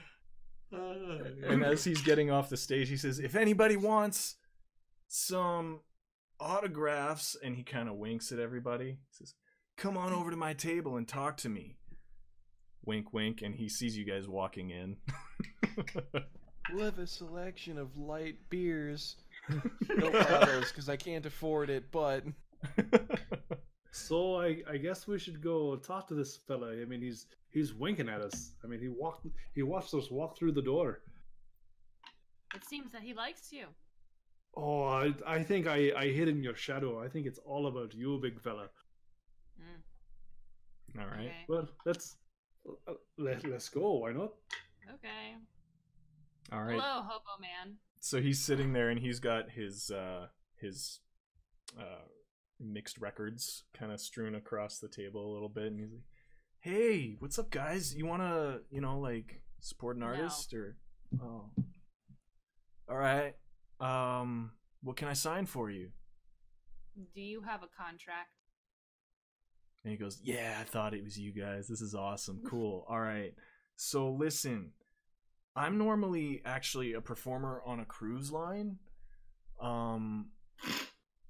Cruise line. I Called the Hobo Express? No, it's actually the RMSS Catatonic. It's a pretty big cruise line. I get paid pretty well, to be honest. So, But Hobo is in your name. yeah. I think it's more of a misnomer. What? Stop interrupting the man for just a minute. Just- Problem Sorry. is, I named Sorry, myself when I sorry. first started, and I wasn't doing as well back then, and then I got hired onto this cruise liner, and they've been great. So, I don't know, maybe a rebranding in the future? I'm not sure. And he adjusts his little bow tie that he's wearing. He's like, but I do like to So- dress quite snappily. Before we continue, I just remembered something that Bevington told us when he sent us to come meet you. Bjorn, can you do me a favor? Mm-hmm. Can you please get some drinks? We're gonna need it. Okay. I will go get drinks. All right. For Tarvok. If you're wondering why I sent the big fella to get drinks, his hands are much bigger and he can carry more. He can carry more alcohol. Kit comes out with like 16 mugs. Is this enough? I think it's gonna do. I think it's gonna do. So not to speed things along, MC Hobo. What exactly do you need us to do? Oh, it's pretty simple. I mean, we've received word that our cruise liner is going to be attacked by terrorists. So that's a bummer, but I mean, you guys might be able to help. Damn with it, that, ISIS. Right? Yeah, basically, I don't really know a whole Never lot. slow down. Anyway, I act as like the usher of the cruise liner too, and I'm like an MC ambassador of it. Usher? Yeah, you could call me that. That might be a new branding for me. You're good. But Look at Tarvok and be really confused. You want to just hand him a hammer while you're at it? Kim, just Bjorn, you know what? It's gonna make this just a little bit easier for you. Sit down and have a pint. Okay. so anyways, like this contract, I mean, I know that you guys are the envoys, you have to get it approved and all that stuff, but like it's kind of important that our cruise liner doesn't, like get destroyed or people die on it, because that'd be really bad for tips. So yeah, I'm kind of acting a little bit unofficially here. I was told by the captain to come and find something that could help it, because we got to play this close to the chest, we got to make sure that nobody really finds out that we know about this plot. So yeah, if you wouldn't mind taking my this to main your question people. for you there, Hobo, is Mm. how do you know about the attack that's coming? How do you know it's imminent? Again, I got to play this one close to my chest, because I don't You're really not know. the one who started it, right? You're not a terrorist. Really? And he fixes his bow tie again. Really? No, I'm not a terrorist. I'm a lover, not a fighter. Look, we do need a little bit more information before we can agree to helping you or not.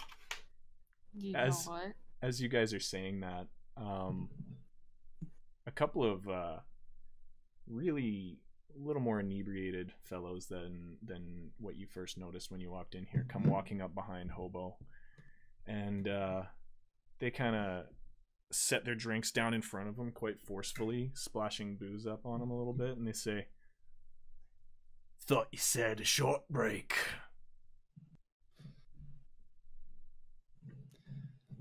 Now, fellas, I don't know if you noticed, but he's in the middle of something right now, and my very large compatriot here, I'll just look up at them. he's had a pretty rough last few days, and believe me when I tell you, he's normally a very nice giant. He won't be right now. You, as you're, Shakes. yeah, like, as, I'm just like, not a good day, fellas. Tarvok, as you notice that you're talking to what appears to be a hill dwarf, you figure at the very end of what you just said, it might not have been the best choice of words, and this hill dwarf turns towards Bjorn and says, "Only one thing I hate more than giants, and that's mountain dwarfs." And he turns back to you. I gotta tell you, friend, I'm not the kind of person you want to make enemies with either. Why is everyone racist? I've drank I'm too gonna look many of these. straight at him. Just why is everyone racist Look, Bjorn, all the time? Bjorn, most dwarves, I mean, you know me, I'm not really racist, but most dwarves, we don't like anybody. We don't even like dwarves, because look at Wow. this, you know, So sour. tiny piece of fucking hill dwarf shite. Roll intimidation on that one. Okay, hold up. Let me see what my score is. Score. It is +0. Nice. I got a 17 though. Natural and 20. and Bjorn got a 20.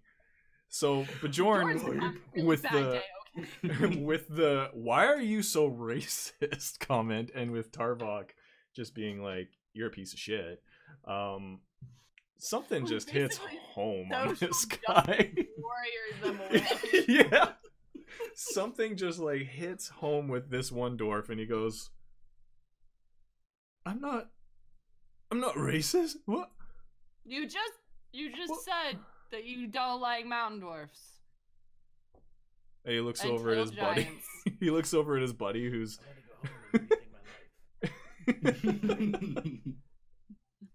and he looks over at the other guy, and the other guy just kind of shrugs. He goes, "Well, Now you-" look, fellas, not to cut you off, but if you want to sit down and have a pint, we can forget this beginning of the conversation. We can talk to MC Hobo for a little bit, and then you guys can go on your way. He's going to talk to us for another 5 minutes, and then he'll do more songs for you. And he This is some strong. he pounds back some of his ale, and he goes, I suppose maybe I was a little Just brash. sit down and drink. No, he's fine. Don't worry about it. This is how my people act. Don't worry, he's fine. Okay. And he turns So, like, over. eyeing him like, Yeah, he turns towards Bjorn, and he just goes, "If there's one thing I've learned from this entertainer, it's you can't touch this." And he turns around and he walks away. Ah, there it is. Yeah. All right, so they leave you guys alone. And I apologize. I should go back to Vera. Take 250 experience for your earlier slaughter that you successfully managed. For the slaughter. And ooh, as I well would've as expected this to be a slaughter of this man trying to like heck with Bjorn. yeah, you guys each take 200 for talking your way out of that one, please. All right, so Hobo, he continues to mention basically what he knows about this contract, and I guess I should do it in his voice. He says, "So, like, listen, guys, All right, all I really know, and again, I can't tell you absolutely everything because, I mean, if the wrong information gets in the wrong hands, shit could go bad fast. But we know that it's an outside group. It's not from around here. We know that it wants to basically take people from our cruise and then wreck the cruise. I don't know why, but that's basically what's up. So... All right, well... Is this something we can wrap up like right now?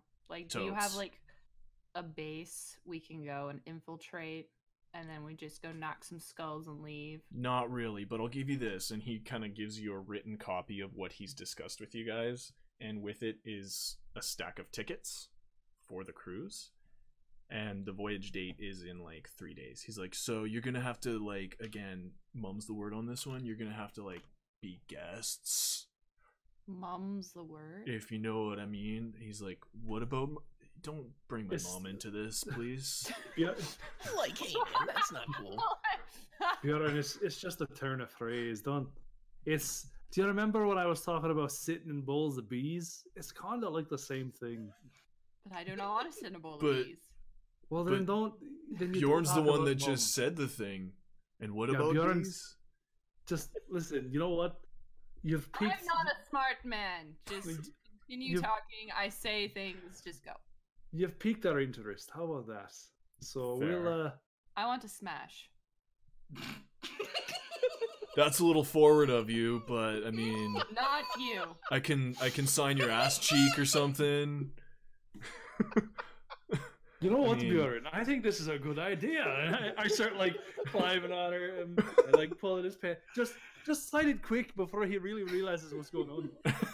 Can I I, don't- slap him? Tell Yeah. us from Thor. Go ahead. I roll a 20. 16 plus 4 to hit. All right. Hold on. Next one. I'm doing a dex save because I'm getting out of it. You're a little drunk there, Tarbok. Disadvantage. Doesn't matter. All right. Tarvok, you get Thanks, knocked. meeting. You get knocked out of your chair with 5 damage to the face with an open hand slap from Bjorn. Being that you're both a little bit inebriated in your business conversation that you're having. Yeah, Bjorn uses a little more strength than usual on that one. Oh. Then I will pick him up and set him in his chair, and I will tell Hobo, In I the meant- booster seat. I want Oh. to smash some skulls. In. Not What- smash What do you anyone. think you just did? I thought we were friends. We You are can at least friends. pull your pants back up. Your ass is in me face. And Hobo Hobo kind of laughs at you guys. He goes, you two are pretty awesome. He's like, so when you get onto the cruise, you're gonna have to talk with their, like, the greeting dude there, and then eventually he can bring you to the entertainment area, which is mostly where I work out of. So in a few days I'll see you guys. I'll kind of give you the lay of the land, and then, like, you know, we'll get this road on the show, you know. All right. Well, I guess the only thing we can do, I just grab like a bar napkin, rummage through Bjorn's bag because there's definitely like a pencil in there, Mhm. or like a quill, Something. and I just the right way. kind of like A whole typewriter. draft up something really quick stating that the maintenance department will take care of the contract. So it's just kind of like an agreement because we didn't take anything with us. And he kind of goes, I didn't know that's how you guys operate. If you're gonna accept it already, I thought that you guys had to, like, ask your leader Nah, it's this fine. stuff. We'll but just smash some skulls. All Look, right, you cool. I'm sure it's fine. We it doesn't seem like it, but we're actually fairly high up on the totem pole in the maintenance department. Yeah. All right. You're nuts. Oh, As he burps. that little strike, man. I think. Oh, you upset my stomach. I think I'm gonna. Alright. How strong is that beer you brought? And Hobo I've go. got the strongest stuff. Oh, I thought it, Smells like turpentine. it'll be Does it really fine. smell like chloroform to you? So Hobo looks over at the little hourglass on the side of the table and he goes, "Oh shit, my break's done." And he hops back up on the stage and gets ready to rap another ditty for everyone. And as you guys are walking out of the tavern, he calls out to you guys, "Oh, by the way, don't forget your sunscreen. It gets a little bright." Sunscreen. He looks down at Tarbok. Is that important? I don't know. I've never really spent a lot of time on the water. Just a few quick trips here and there. We'll be fine. I'm sure. Let's find an inn for the night, shall we? Yeah. Okey-dokey. So you guys, you hunker down for the night, and then the next day you head back. A little worse for wear, but not too bad. Tarbok, you're feeling like your normal self again, being hungover and slightly still inebriated. You make your way back to the maintenance department, and you give this information to Bevington, who then he explains to you guys. He says, "I need to bring this to I don't know why you accepted it, but we need to make sure that it's kosher with how we operate. I'll tell you this much: has a special ability with the mist, since he has discovered it.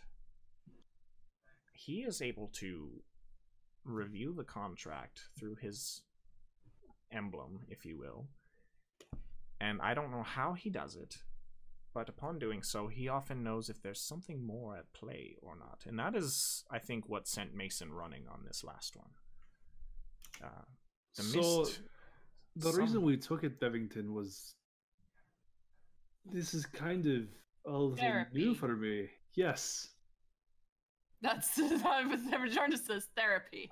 Bjorn has it right. I think everyone involved in the incident would like a little bit of therapy. But if can just let us know that if this MC Hobo is not all he says he is, well, I don't think either one of us would complain.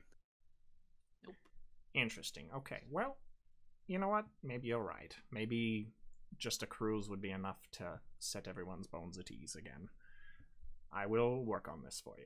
And he takes the information, walks into office.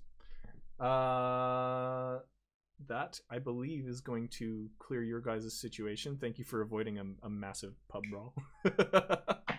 Next up, I would have murdered people. Likely. And we are going to now swoosh over. We're going to take our sights over to Tim and Arthur as they are walking downhill earlier the day before. And they are heading into the woods next to Asbraven, the town that the other two fine ladies had visited. As you're walking into these woods... One second here, sorry. I need to make sure I keep this all straight. You start to begin to hear a faint screaming coming from further down the trail. And as Tim, you get you hear something? Do you hear that? Hear what? There's a loud bird up ahead. It seems to be saying, "Ah." Sounds like dinner. Great idea. All right. Perfect. So you guys sit down for a brief break in your hike and you have some dinner. What are you guys talking about the whole time there? I we look were over chasing the bird noise for dinner. Yeah. Oh, I see. Okay. Sorry. Apologies. Derp. I thought you were just like using that as an excuse to have dinner. Yeah, no, we're done. He said we begin to hear it, so I didn't really understand All what right. he was hearing. Someone's in trouble. So, okay, you continue down the trail, and Wanna eat something? and you hear. Hold on, let me grab something here really quick. Oh Lord, I need to grab like a shirt. You hear like this. It's good. Coming from down the Tim. trail, and as you get closer, yeah, There's a dying wildebeest up ahead. and mixed into it are a few like Oh god. And you hear it get louder and louder. And as you make your way towards the noise, I just got like a hair in my mouth there. You get to this small shack in the middle of the woods. It's got like a tiny pond and a small garden outside. But otherwise it's very like torn down and just kind of not that homely looking. But there's like a potato farm garden outside, and you can see like a distillery out there, and there's like it seems like maybe a moonshine distillery or a vodka or rum or something. And and as you get closer to the shack, you definitely notice that this is coming from inside. And, Tim, do you remember why we were looking for the shack? No. I think it was just to find it, wasn't it? Wasn't that our task? I guess we should knock on the door. I suppose. Arthur just kind of like he like touches his face because like he just reacted poorly, and he's just like, all right. He walks up and he waits for one more yell, you know. So he just like, and as soon as like it gets done, then he knocks. All right. And you hear what? From inside. Wait. We should listen for one more. Fuck's sake. Just one more. Just and you he hear goes to knock, he stops. He's like, I think you're right. Who's there? Okay, and then he's alive. And then you hear a shuffling towards the door, and like a little as it gets a little bit louder. And he opens up the door, whoever it is, and you see just this like very kind of hunched over small man. He's human, and he's got like very short brown cropped hair, and his beard is like down to his belly button basically. Like he cares about chopping his hair off, but he doesn't care about shaving for some reason. And he kind of peeks his head around the corner and he goes, "Who are you?" And he just kind of grunts in pain. Well, I am certainly not you, but this over here is Tim. And Arthur kind of points back at Tim. And he goes, "Nice to meeting you. Did the wildebeest get you?" My problem is not good one. No beast get me, no. What do you need? And then we need your shack. He like covers his own face and he's trying not to be rude. As he does that, Arthur like covers his mouth as to like, you know, not catch whatever disease the guy might have. You know, like okay. Then the guy gets to like yelling or whatever, and just kind of, we need your shack. Arthur, I don't think we need the shack. Are you sure? I'm reasonably sure. Do you know anything about necromancy? So that's the part between your chin and your collarbone. No. You remember the ordeal with Mason? The dead things. Yes. Well, that's a sad Necromancy. topic. Oh, right. Oh my. Well, now I'm sad. Why don't you talk to the man? And then Arthur kind of just actually like walks back and away a little bit. Don't stray too far. Arthur just stops in his tracks and turns around, and he's like, "Well, it's not like you taught me how to go invisible yet." We'll get there. And so, as you guys are bantering a little bit there, this man's standing there, and you see him just kind of like produce this massive bottle of Swish or whatever he's drinking, and he just kind of like pounds back 3 massive swills of this bottle of who knows what, and he just gulps it down. To think that you probably shouldn't be drinking that right now. And he says, "This is the only thing that numbs pain. What do you need about necromancy?" Well, and he just like stares wide at you as he seems to be holding in another scream. Go, say it. Sorry. Tim will kind of briefly explain the situation of the types of necromancy that they saw in Okay. the creatures and the gray ooze. Okay. Asking if this guy knows anything or is And familiar with he all. seems to perk up a little bit for a second. He kind of looks a little less painful, but a little more quizzical, and he goes, "This is very, yes, strange. I haven't heard of this type in a long time. I am very old." You don't say. I am in pain, and as you look down, as he's like kind of pointing to his guts, you see it's almost like shifting. He's wearing a shirt, but you can see something moving in his torso, and it just seems to be like undulating. You know that little trick people can do where they make the wave with their belly? It's kind of like that, but a lot more erratic. And it's just constant, and he keeps like taking a swish and then clutching down to his gut, and then he says, "Listen, I don't know why you're here, but in this necromancy, I cannot help you unless you help me." And what exactly is it that you need? I'm sure, short of this thing going away. I have someone already working on the problem. He is small known man. He says he will find a way to solve my problem.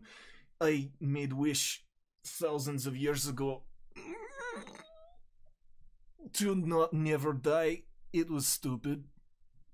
I just want to die, and this is why I like the necromance magic. I have two portable hole in my guts. It's not fun.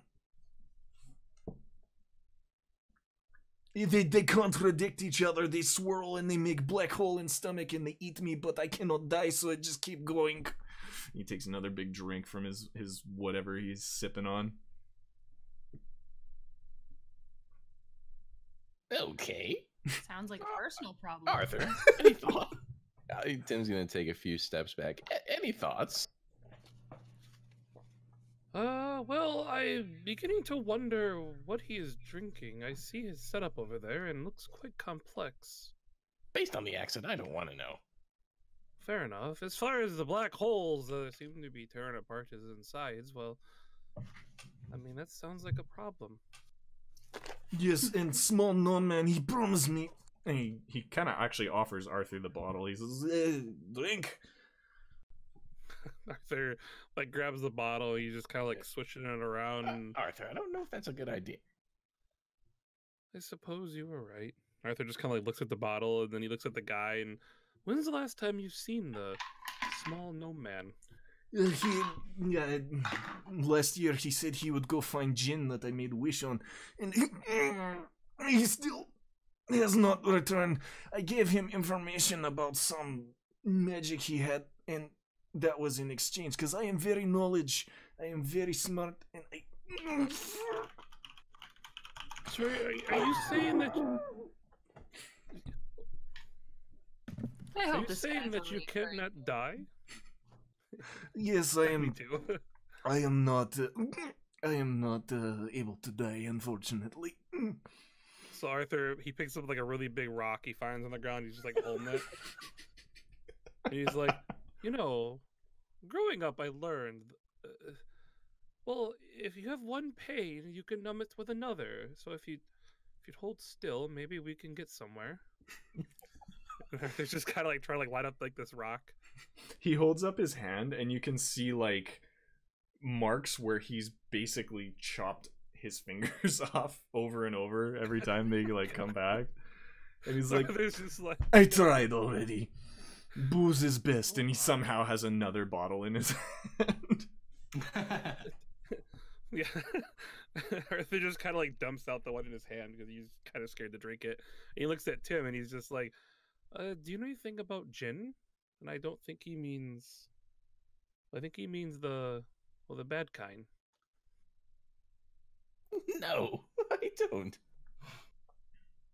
He says, Although I will admit, this is kind of entertaining. I still think we should just take the whole shack. I think we should take it with us. with him inside, and How do you well, I we do suppose we'll that? get what we want. That's what we're here for. Vlad turns to you guys. He says, "Listen, I am happy to provide information if you also find solution to problem. It doesn't have to be today or tomorrow. But listen, I think it would be nice if maybe I had some company for. Can I come with you guys?" By all means.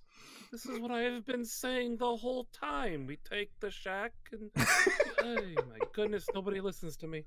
And You said Arthur take just the kind of whole- like throws his hands in the air, just like, I wish I didn't dump this out.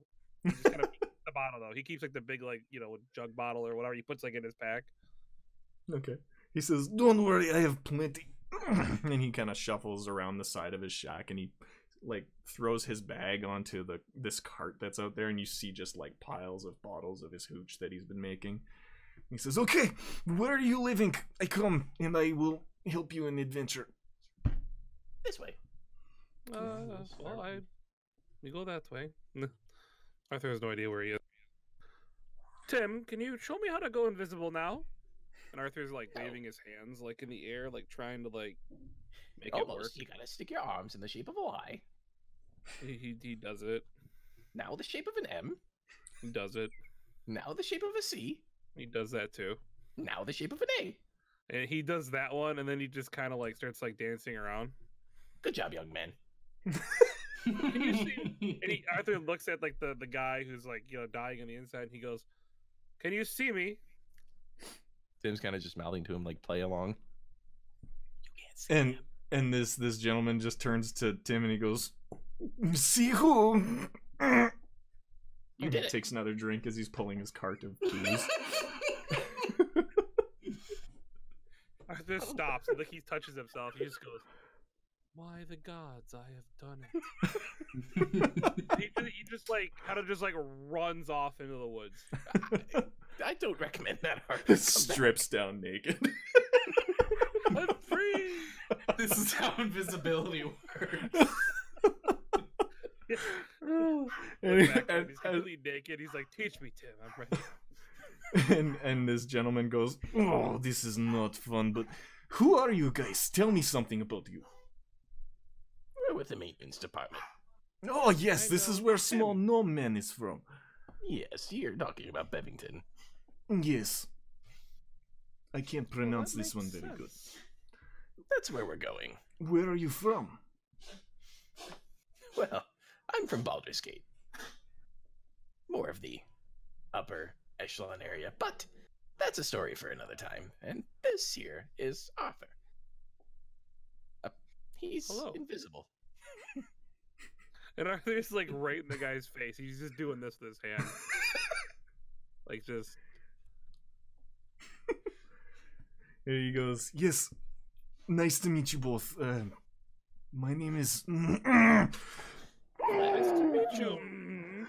No. My name is Vlad. Very pleasant to meet you. I am currently hoping that you can help me solve the implosion inside me, or kill me in the process. Please. I'll find a way. Arthur happens to be holding a rock again. Arthur, where are your clothes? I thought it was your turn to carry them. And Arthur just kind of like giggles in this weird way. You know what? I'm not even gonna bother with this. How can you see me? You lied to me again. I did not lie. Who's the one that taught you?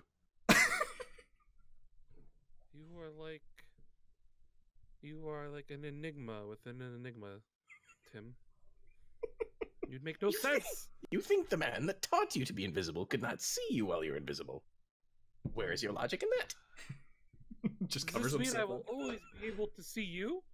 As he's putting his clothes back on, like as his conversation's going on. When you achieve the level of Grandmaster,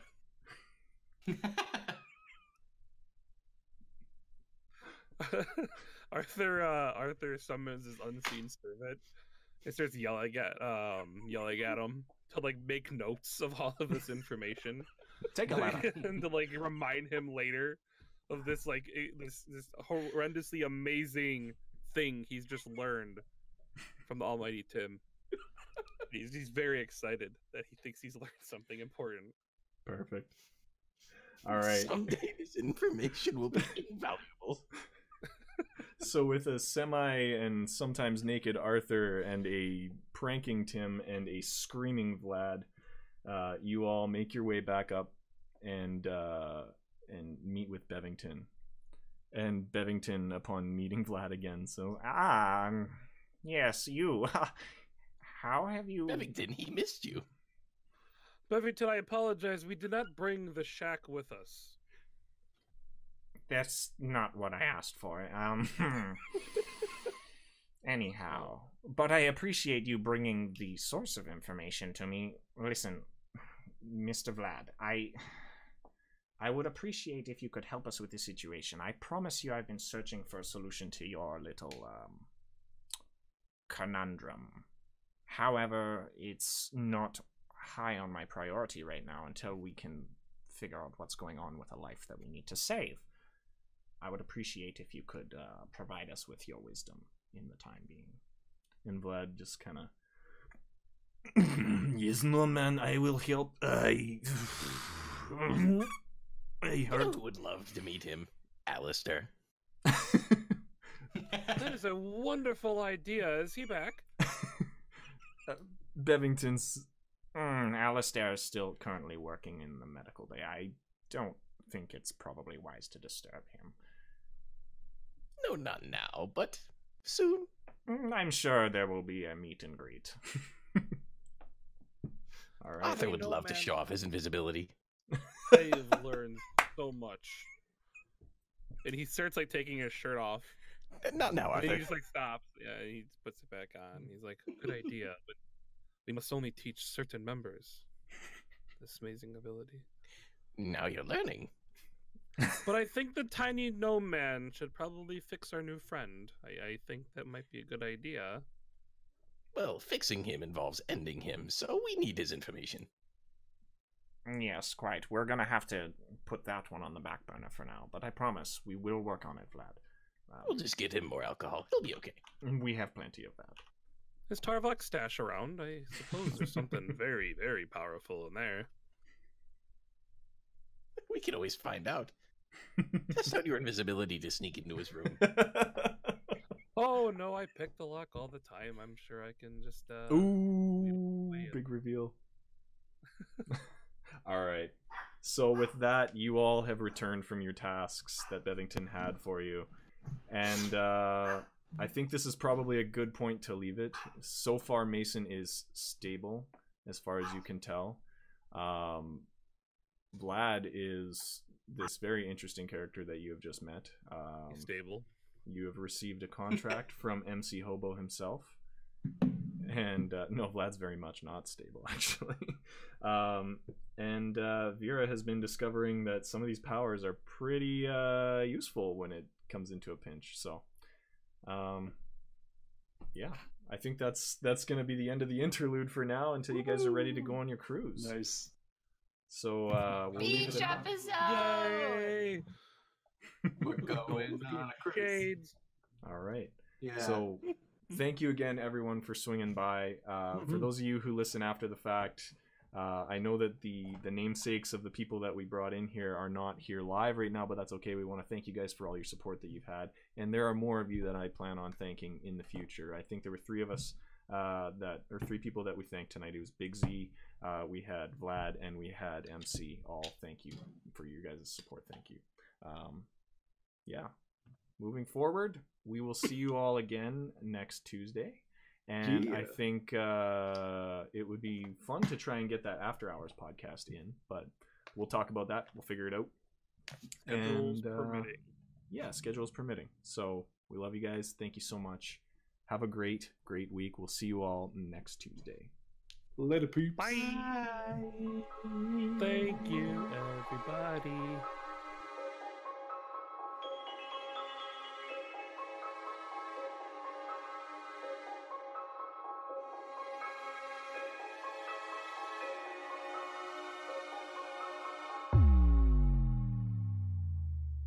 Thanks again for being here with us, the Ret-Con-Artists. We'll see you all again next Tuesday. Take care.